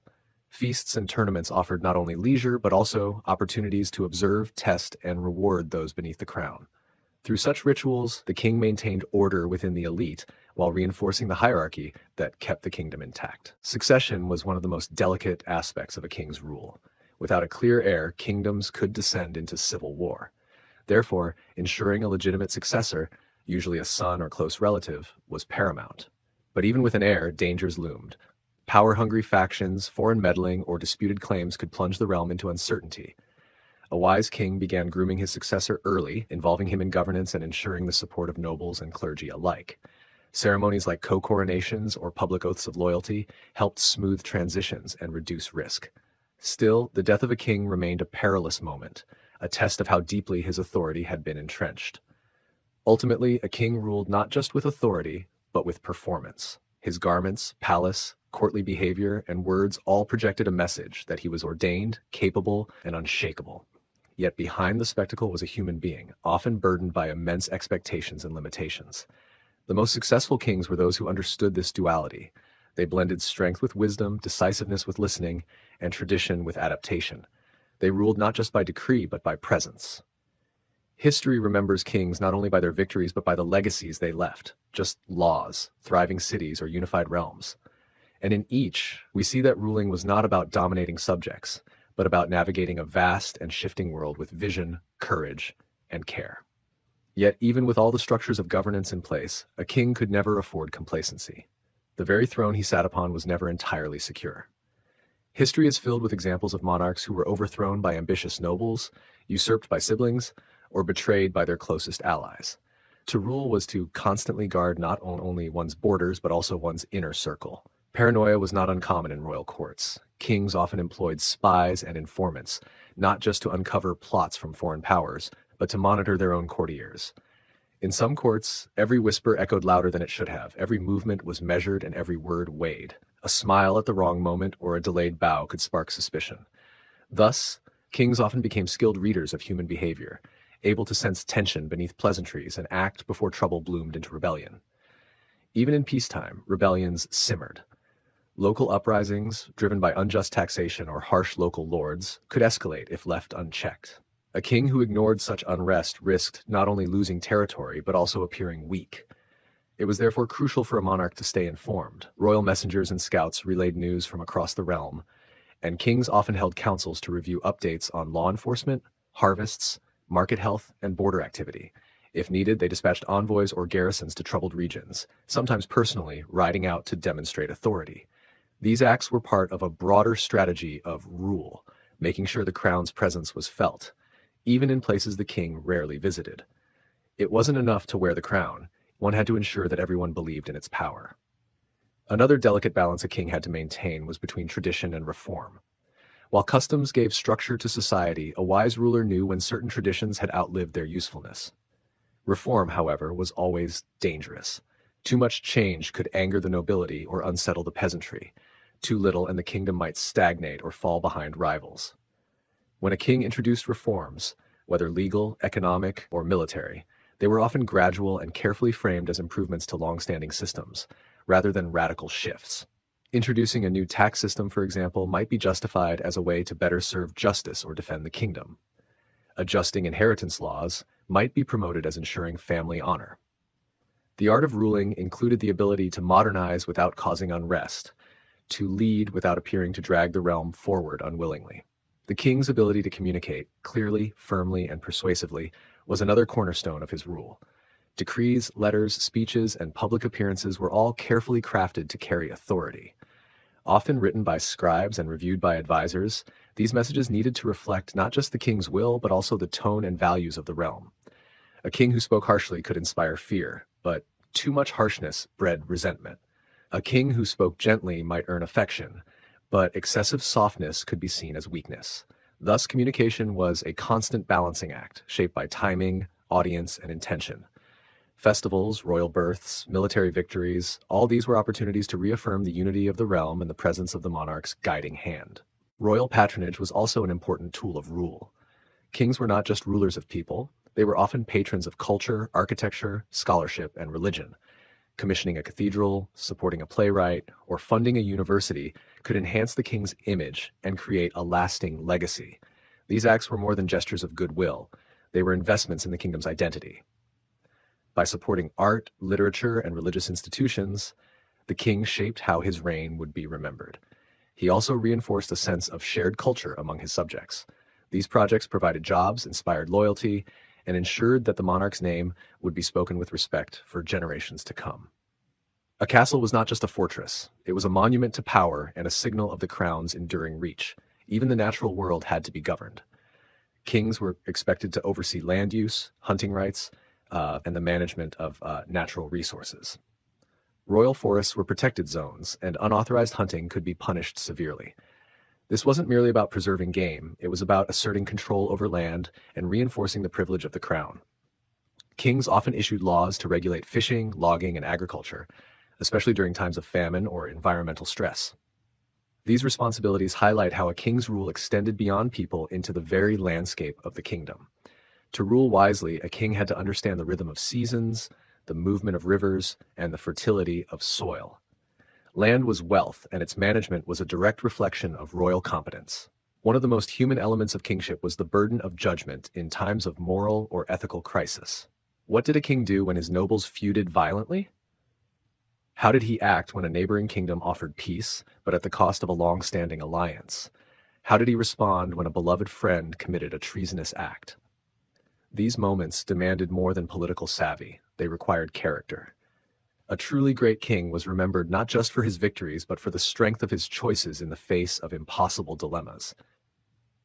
Stories from history recount kings who pardoned enemies to prevent further bloodshed, or who punished family members to uphold the law. These were the defining moments that shaped a king's legacy and revealed the soul behind the crown. In times of personal suffering, illness, grief, betrayal, the king still had to perform. The throne offered little privacy. A monarch was always on display, and even his pain was political. If he showed too much sorrow, it might be seen as weakness. If he withdrew for too long, rivals might sense opportunity. And so kings often developed emotional armor, a public mask behind which their private selves were hidden. Diaries and letters, when preserved, reveal the internal lives of monarchs, their doubts, regrets, hopes, and fears. The weight of the crown was not just gold, it was the weight of a nation's expectations, the pressure to be infallible when no human ever could be. This loneliness of power, though rarely spoken of, was one of the most enduring realities of rule. As the years passed, kings aged in both body and mind. Experience tempered rashness, old wounds taught caution. An older king often turned his attention to legacy, strengthening succession, finalizing treaties, and commissioning works that would outlast him. The twilight years of a king's life were often marked by reflection. Some turned increasingly toward faith, spending more time in prayer and contemplation. Others grew paranoid or rigid, fearful that their life's work might be undone. And when death approached, the final act of rulership was to leave the realm as stable as possible. A peaceful death for a king was a rare and precious thing, an end earned through years of tireless control, careful planning, and often sheer survival. Thus, to rule as a king was never simple. It was a lifelong balancing act between fear and loyalty, tradition and change, love and law, war and peace. The stories of kings are not just tales of glory and conquest, but of extraordinary endurance, personal sacrifice, and constant negotiation. A crown did not grant freedom, it bound the wearer to the needs of countless others. In truth, ruling was not a matter of domination, but of stewardship. The greatest kings understood this. They saw their realm not as a possession, but as a trust. And in fulfilling that trust, through storm and calm, they etched their names not just into stone, but into the living memory of a people. What kings ate and what they didn't. In the grand halls of medieval and early modern courts, where politics, power, and ceremony intertwined, food was never just sustenance. It was spectacle, symbolism, and often a tool of control. Kings, perched atop their kingdoms, dined not only to satisfy hunger, but to reinforce their dominance, wealth, and even divine right. Yet what they ate, and what they carefully avoided, reveals more than extravagance. It tells a story of class, culture, superstition, and survival. The royal table, loaded with delicacies, was both a display of the empire's prosperity and a guarded stage for ritual and caution. For kings, meals were performances. Every course announced their supremacy, and the quality and rarity of ingredients told tales of conquest, trade, and tribute. In Europe, for instance, medieval kings often feasted on roasted swan, peacock, or wild boar, with each animal chosen for its symbolism as much as its flavor. Swan, in particular, represented nobility and grace, while peacocks, with their jewel-toned feathers, were often presented whole, feathers reattached after cooking as a visual marvel. Such dishes weren't practical, they were luxurious declarations of status, reminding all who sat below the throne that their ruler's reach extended beyond the common plate. Spices were another hallmark of royal cuisine. While the average peasant seasoned food with onions or herbs they could grow or forage, kings enjoyed exotic flavors like saffron, cinnamon, nutmeg, and cloves. These spices came from faraway lands, obtained through complex trade routes that often involved great expense and risk. Their presence in royal meals signaled global influence and deep coffers. Sugar, too, rare and precious in earlier centuries, appeared at royal tables in ornate forms, sculpted into castles, animals, and symbolic shapes before being broken and shared. It wasn't just dessert, it was political theater. Yet with all their resources, kings were cautious. Poison was a very real threat, and royal paranoia shaped how food was prepared and served. Trusted tasters were employed to sample each dish before it reached the royal lips. Sometimes, animals like dogs or birds were used as testers too. Meals were often consumed in private quarters rather than grand halls, especially during times of unrest. Even utensils and plates were closely guarded, and the kitchen staff, though numerous, was kept under strict supervision. No matter how sumptuous the meal, the fear of betrayal was never far from a king's table. Royal banquets could stretch for hours, filled with multiple courses and elaborate entertainment between bites. Music, jesters, dancers, and poets kept guests amused, while servants circulated with trays of game, stewed fruits, roasted meats, and rich pastries. Unlike common folk who ate with fingers or simple wooden utensils, kings used silver or gold cutlery, often encrusted with gems. Drinking vessels, too, were symbols of majesty. Bejeweled goblets and horns passed among the elite, while ale or wine flowed freely. These were moments when the king was not only nourished, but glorified, his presence elevated by the very act of eating. Still, not everything found its way to the royal plate. Kings avoided many common foods, both out of taste and class distinction. Bread, for example, came in many forms, but only the whitest, softest loaves were served to the king. Coarser, darker bread, made from rye or barley, was left to the lower classes. Fish was common, but not just any fish. River fish like pike or perch were favored, often adorned with sauces made from almonds, wine, or citrus. Salted or dried fish, a staple for peasants, rarely appeared at court unless in times of scarcity. Dairy, particularly milk, was often seen as too humble for royalty, associated more with rural laborers than kings. Vegetables also had a complicated place in royal cuisine. Though today they are valued for health and nutrition, in many royal courts they were considered plain or even peasant fare. Onions, leeks, cabbages, these were grown in common gardens and thus not always fit for a monarch's plate. Instead, kings might eat artichokes, asparagus, or exotic fruits imported at great cost. Bananas, oranges, pomegranates, these were not only rarities, but signs of cultural sophistication and worldly reach, and when served they were presented with ceremony, carved or arranged to impress. What kings didn't eat could also reflect religious and political alignments. During Lent or other religious fasts, Christian monarchs abstained from meat and rich sauces, substituting fish and simpler dishes. These moments were more than religious obligation, they reinforced the king's image as a pious ruler. Similarly, in Islamic courts, dietary rules influenced the royal kitchen. Pork was absent, of course, and meat had to be slaughtered according to halal standards. The cuisines still dazzled, though, with slow-cooked lamb, fragrant rice, honey-soaked sweets, and delicate pastries flavored with rosewater or orange blossom. But being a king didn't mean indulgence at every meal. Many kings, especially in later periods, ate relatively modestly on a day-to-day basis. Records from the courts of France, England, and the Ottoman Empire show that while banquets were grand, daily meals were simpler, still refined but not excessive. A roast, some bread, wine, and a bit of fruit might suffice. After all, gluttony was frowned upon, and rulers were expected to model self-control. This restraint wasn't just moral, it was strategic. A sick or bloated king was not an inspiring figure. Balance between splendor and dignity had to be carefully maintained. Interestingly, royal kitchens were vast and intricate operations, often divided into multiple departments. There was a bakehouse for bread, a boiling house for soups and stews, a pastry house, and even a spice room where the most expensive ingredients were locked away. Dozens, sometimes hundreds of cooks, assistants, butchers, bakers, and servers worked in shifts, overseen by a master of the household or royal steward. Each role was carefully defined, and errors could result in dismissal or worse. Feeding a king wasn't just cooking, it was a highly choreographed system of trust and ceremony. Culinary diplomacy also played a role. When foreign dignitaries visited, kings used their meals to impress or intimidate. Dishes from other cultures might be recreated to honor a guest, or royal favorites might be served in abundance to demonstrate wealth and generosity. In times of negotiation, a successful feast could win more favor than 1,000 speeches. The menu became a political tool, with every course layered in meaning. Even hunting contributed to what kings ate. The royal hunt wasn't just sport, it was a food source and a display of control over nature. Deer, boar, pheasants, and rabbits were commonly hunted by kings and their retinues. The meat was often consumed during special feasts or salted and stored. Bringing back the spoils of the hunt added to a king's masculine image, connecting him with both strength and providence. But despite the excitement of the chase, the game was usually handed off to professionals for preparation, ensuring the meat arrived on the royal plate in its finest form. Yet food, for all its glory and ritual, could also reveal vulnerability. During sieges or times of war, even kings faced scarcity. The illusion of abundance could only last so long, and there are records of royal courts making do with salted meats, dried legumes, or whatever could be salvaged from storage. In such times, the distinction between peasant and king narrowed. Hunger had no regard for titles.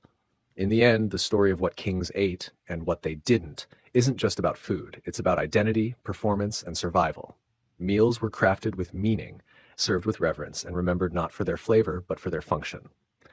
A king's appetite was never only his own. It was a national stage, a reflection of power, politics, and pageantry. From golden goblets to silent tasters, every bite was a choice, a message, and a moment of immense significance in the life of a ruler. What medieval kings feared most. In the towering halls of stone and beneath the glint of golden crowns, medieval kings may have appeared to be the most powerful figures in the realm. But power, as history has shown time and again, often walks hand in hand with fear. Far from living lives of comfort and peace, these rulers bore heavy burdens that kept them in constant vigilance. The fears that haunted them were not always the battlefield nor the blade of a known enemy. Often it was what lurked in shadows, the unseen, the unpredictable, the whispers in the corridors of their own courts that troubled them the most. To be king in the Middle Ages was to be in a continual struggle, not just against rival lords and foreign invaders, but against betrayal, uncertainty, and the invisible tremors of fate. Perhaps chief among the fears of a medieval king was the ever-looming threat of betrayal. A king's court, no matter how grand, was a breeding ground for ambition, envy, and secrets. Courtiers smiled in the daylight and toasted to the king's health, but behind closed doors, alliances shifted like sand. Brothers plotted against brothers, trusted advisors harbored ambitions of their own, and loyal knights could be swayed with promises of land, power, or revenge. Treason was a poison that rarely announced itself. A letter passed in the night, a quiet meeting in the woods, a sudden rebellion in a far-off province. These were the nightmares that robbed monarchs of sleep. History is littered with kings who fell not on the battlefield but in the halls of their own palaces. The instability of succession was another deep-rooted anxiety. Unlike modern hereditary systems with detailed laws of primogeniture, medieval succession was often unclear and hotly contested. A king might have many sons, none of whom were guaranteed to inherit peacefully. Even a designated heir could face challenges from half-brothers, ambitious uncles, or even the nobility who saw advantage in backing a weaker claimant. If a king died without a clear and powerful successor, the realm could fall into civil war, tearing apart everything he had worked to build. This made the production of heirs, preferably male, a matter not only of personal legacy, but national stability. Kings feared infertility, the death of children from illness, or even the scandal of illegitimacy, all of which could throw the kingdom into chaos. Equally terrifying was the power of the nobility. While kings held crowns, many nobles held real power, control over armies, lands, and local governance. In theory, nobles swore loyalty to the crown, but in practice, many operated like independent rulers, with the capacity to challenge the king if united. A discontented noble class was a dangerous thing. Taxation disputes, land disagreements, or simple bruised pride could ignite open rebellion. Kings had to walk a tightrope, strong enough to command respect, but careful not to push their barons into revolt. Managing these powerful families was a constant game of diplomacy, marriage alliances, and calculated generosity. One false move, and the crown could find itself isolated, outnumbered, and overthrown. The church, too, was a source of unease for medieval monarchs. In an age where religious authority held immense sway, defiance of church leaders could result in more than disapproval. It could mean excommunication, a tool wielded with devastating effect. To be excommunicated meant spiritual condemnation, the loss of legitimacy, and often the loss of the people's loyalty. A king who lost the support of the church could quickly lose the support of his subjects. Kings feared papal decrees that labeled them as tyrants or heretics, feared holy men who questioned their morality, and feared uprisings blessed by religious leaders. Though some monarchs attempted to resist ecclesiastical power, most understood that to rule effectively, one had to maintain a delicate and often tense balance with the spiritual authorities of the time. Famine and plague were ever present, but no amount of gold or power could keep at bay. A failed harvest could devastate the countryside and spark unrest. Starving peasants turned desperate, and desperate people made dangerous mobs. Even more feared was the outbreak of disease. The Black Death swept through Europe with terrifying speed, claiming millions of lives and leaving entire towns empty. Kings, like their subjects, were not immune to disease. A sickness could wipe out heirs, disfigure monarchs, and undermine their divine image of strength and health. The randomness of illness frightened them, the idea that all their power, all their fortresses and guards, could not shield them from the invisible hand of death. It was a humbling, terrifying truth that lingered in every shadow and crept into every court. Invasion from abroad was a constant concern. Borders in medieval Europe were fluid and often contested. Rival kingdoms and empires eyed each other warily, and shifting alliances could turn friends into enemies overnight. The threat of foreign armies marching across one's lands, burning villages, desecrating churches, and challenging royal authority was a real and frequent danger. Kings feared not only the military loss, but the shame that came with it. A defeated king might be captured, humiliated, or executed. Worse, he might live long enough to see his family enslaved, his capital razed, and his legacy erased from the chronicles. The defense of a realm was both a logistical nightmare and an emotional burden. It required constant vigilance, vast expenses, and trust in generals who might themselves harbor ambitions. Even within their own cities, monarchs feared the people. While they ruled by divine right or noble lineage, their survival often rested on the will of the common folk. Uprisings, especially in major cities, were not rare, particularly during times of economic distress or political controversy. A sudden increase in bread prices, rumors of corruption, or the execution of a beloved figure could spark riots. Angry mobs were unpredictable and brutal, often targeting palaces, symbols of wealth, or anyone seen as part of the ruling elite.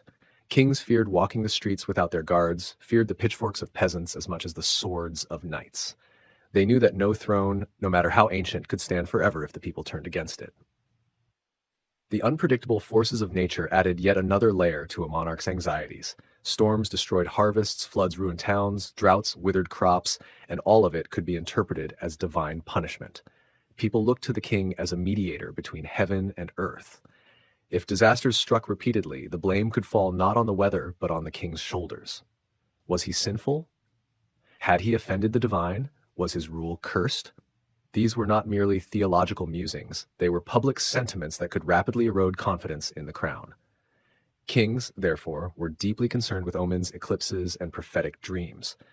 Many kept astrologers and soothsayers in court, not for curiosity, but because they desperately needed reassurance that the heavens were not aligned against them. Madness was another specter that haunted kings. In a time when mental illness was poorly understood, any sign of emotional instability could be catastrophic. A king who spoke strangely, made erratic decisions, or withdrew from his court could quickly be seen as unfit. Rivals would seize on such weaknesses, and nobles might declare him incapable of rule, replacing him with a more sane claimant. The fear of losing one's mind, of becoming a prisoner within one's own body and being used as a puppet or cast aside altogether, was deeply unsettling. Tales of mad kings, of rulers who wandered the halls in confusion or shouted at unseen enemies, were whispered with a mix of pity and dread.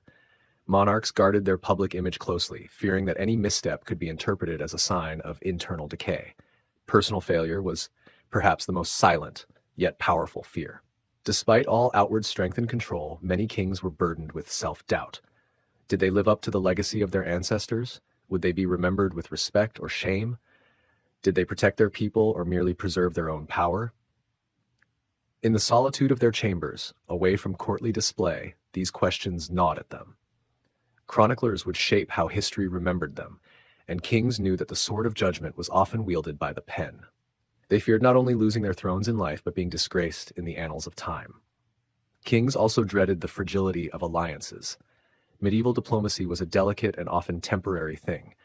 Marriages were arranged to cement bonds, but even a single insult or accident could undo years of careful negotiation. Ambassadors misstepping, gifts misunderstood, or words misinterpreted could ignite wars.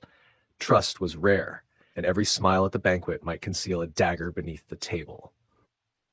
Kings walked on political eggshells, constantly calculating whether their allies were still allies or had turned elsewhere. The collapse of an alliance could lead to isolation, and isolation in medieval politics was almost always fatal. Even as rulers, they remained mortal men. Behind the armor, the crowns, and the formal decrees were individuals vulnerable to the same emotions as any other: grief, regret, guilt, anxiety.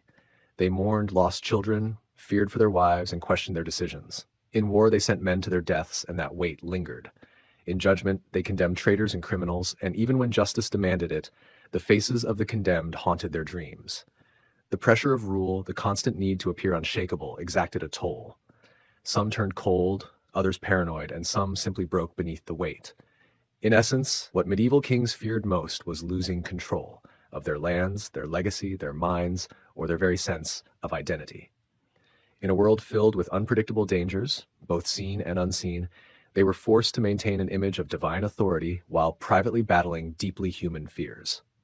The thrones they sat upon were not cushions of comfort, but high and narrow perches from which the slightest slip could mean ruin.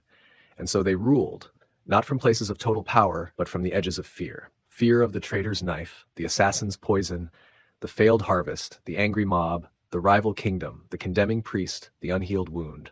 They feared being forgotten, being misremembered, being defeated. And in that fear we see the truth. To be a king in the medieval world was to walk a path not of ease, but of constant vigilance, shaped as much by dread as by destiny. Secrets of the Royal Bedchamber. Behind the heavy velvet curtains of royal palaces, past the gold inlaid doors, and beneath the towering stone ceilings of ancient fortresses, lay the most private and protected chamber of all, the royal bedchamber. While much of royal life played out in grand halls, public processions, and political arenas, the bedchamber was a world unto itself. It was not merely a place of sleep or intimacy. It was a sacred space where power was negotiated, lineage secured, alliances sealed, and personal vulnerabilities revealed. To step into the royal bedchamber was to enter the very heart of monarchy, not in its grandeur, but in its humanity. The architecture and design of royal bedchambers varied across cultures and centuries, yet certain features remained consistent: luxury, privacy, and symbolism. In medieval Europe, the bed itself was a throne of sorts, raised, canopied, and draped in richly embroidered fabrics. The wood might be carved with religious motifs or dynastic emblems, and silks and velvets imported from distant lands would cover the mattress. The bed was often the most expensive piece of furniture in the entire castle, and its presence sent a powerful message to anyone permitted to glimpse it. This was no ordinary space. Access to the royal bedchamber was strictly controlled. In many courts, even the king or queen did not sleep alone, not entirely. Trusted servants, guards, ladies-in-waiting, and personal attendants were often stationed nearby, either in adjoining rooms or discreet corners. Their presence ensured safety, assistance, and, when necessary, discretion. These attendants became repositories of secrets, of whispered conversations, private tears, and forbidden meetings. In some cases, their testimony could destroy reputations or even shift the balance of power within a realm. The royal bedchamber also played a critical ceremonial role. In France, the concept of the lever and coucher, the king's rising and retiring, were public rituals attended by courtiers. Watching the king awaken, be dressed, and go to bed was not merely voyeurism, it was politics. Each gesture, each word, each nod of acknowledgement from the monarch had significance. A place by the royal bedside was a privilege, a symbol of trust and status, often granted to the most favored nobles or advisors. In such moments, access became influence, and influence shaped kingdoms. Marriages among royalty were not primarily for love, but for alliance. The bedchamber, therefore, became the stage upon which dynasties were forged. The consummation of a royal marriage was often witnessed, at least in terms of its declaration, by selected nobles or clergy. It was common for bedding ceremonies to occur, where the couple was led to the bed under the eyes of witnesses, and the curtains drawn with great formality. The presence of an heir was not merely a personal hope, but a national imperative. Thus, what happened, or failed to happen, behind those curtains could determine the fate of empires. But while the bedchamber held such weight in politics and succession, it was also deeply human.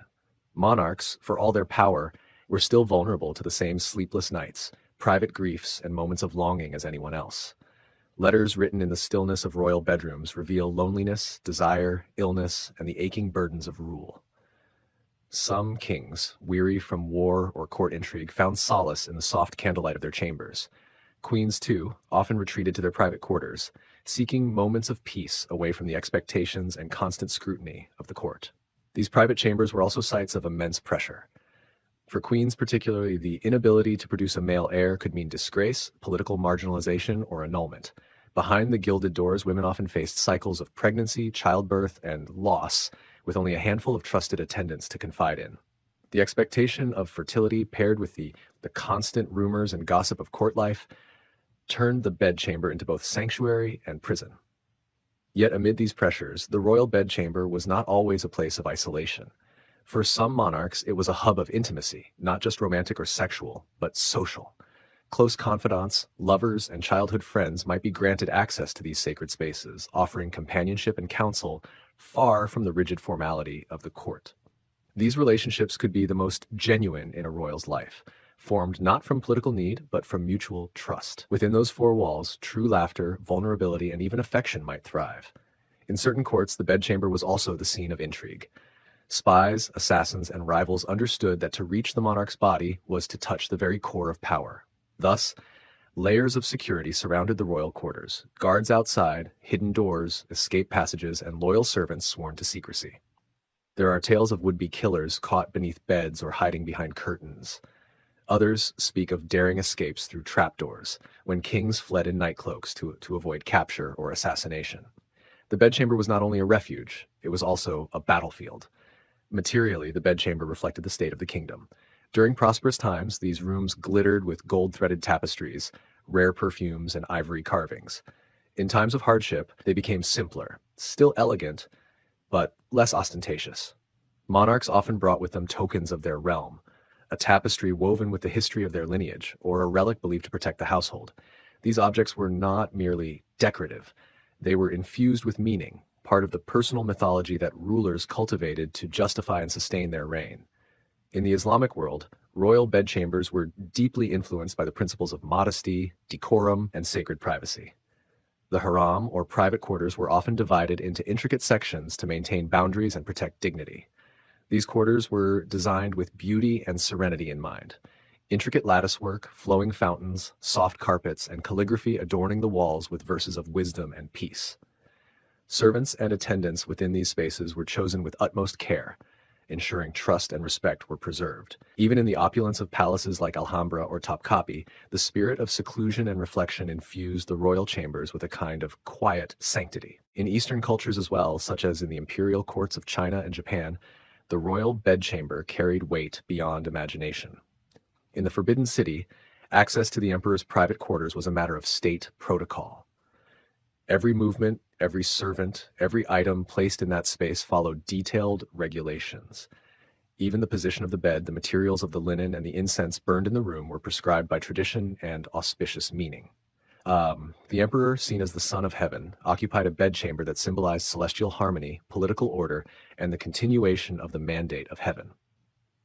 But even in all their grandeur and control, these rooms could not always insulate their occupants from pain. Illness was a frequent visitor. In the royal bedchamber, countless monarchs breathed their last, sometimes in dignity, sometimes in agony. The deathbed of a ruler became a sacred and political moment.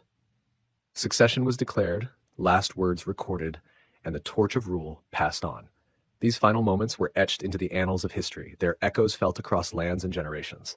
There are stories of kings dying surrounded by candles and chanting priests, others passing in the quiet presence of their loyal consort. Some died betrayed, alone and locked in their own chambers. The bedchamber, which had seen first cries of royal infants, heard the last sighs of sovereigns. It bore witness to the cycle of life, birth, union, sickness, death, all wrapped in the fabric of ceremony and secrecy. And yet not all the stories are sorrowful. There were moments of great joy and intimacy in these rooms. The first embrace of a royal child, the laughter of siblings playing behind the curtains, the whispered exchanges between a queen and her husband when the world outside paused for a moment. These are the human pulses that beat beneath the marble and gold. Even kings and queens longed for love, for peace, for sleep. In their most private hours, they were not monarchs but souls. The rituals of the bedchamber continued, even after death. Bodies were washed, dressed, and displayed for mourning, often beginning in the very room where death occurred. The transformation of a living sovereign into a sacred memory began there, surrounded by the scent of incense and the hush of reverence. Courtiers would file in, not only to grieve, but to bear witness to the end of one reign and the beginning of another. As centuries passed, the symbolism of the royal bedchamber evolved. In more modern monarchies, privacy became more real and less performative. Monarchs gradually retreated from the tradition of public waking and sleeping. Rooms once designed for display were now for retreat. And yet, the fascination with what happened behind those doors remained. Biographies, letters, and scandals kept the myth of the royal bedchamber alive in the imagination of the people. To this day, when visitors wander through preserved palaces and stare at the grand beds draped in silk and stories, they wonder. They wonder what secrets the walls heard, what truths lay in those silences, what joy and heartbreak played out under those tapestries. They imagine the monarchs not as distant figures in oil paintings, but as human beings, lying awake in the same hush of night we all know, with the same burdens of thought, longing, and memory. The secrets of the royal bedchamber, then, are not only about power or politics. They are about what it means to be human at the heart of immense responsibility. They are about the moments that history often overlooks, quiet, unrecorded, yet profoundly telling. For in the private corners of palaces, where titles fall away and only the soul remains, we see the monarch not as ruler, but as person. And perhaps in those secrets, we see something of ourselves.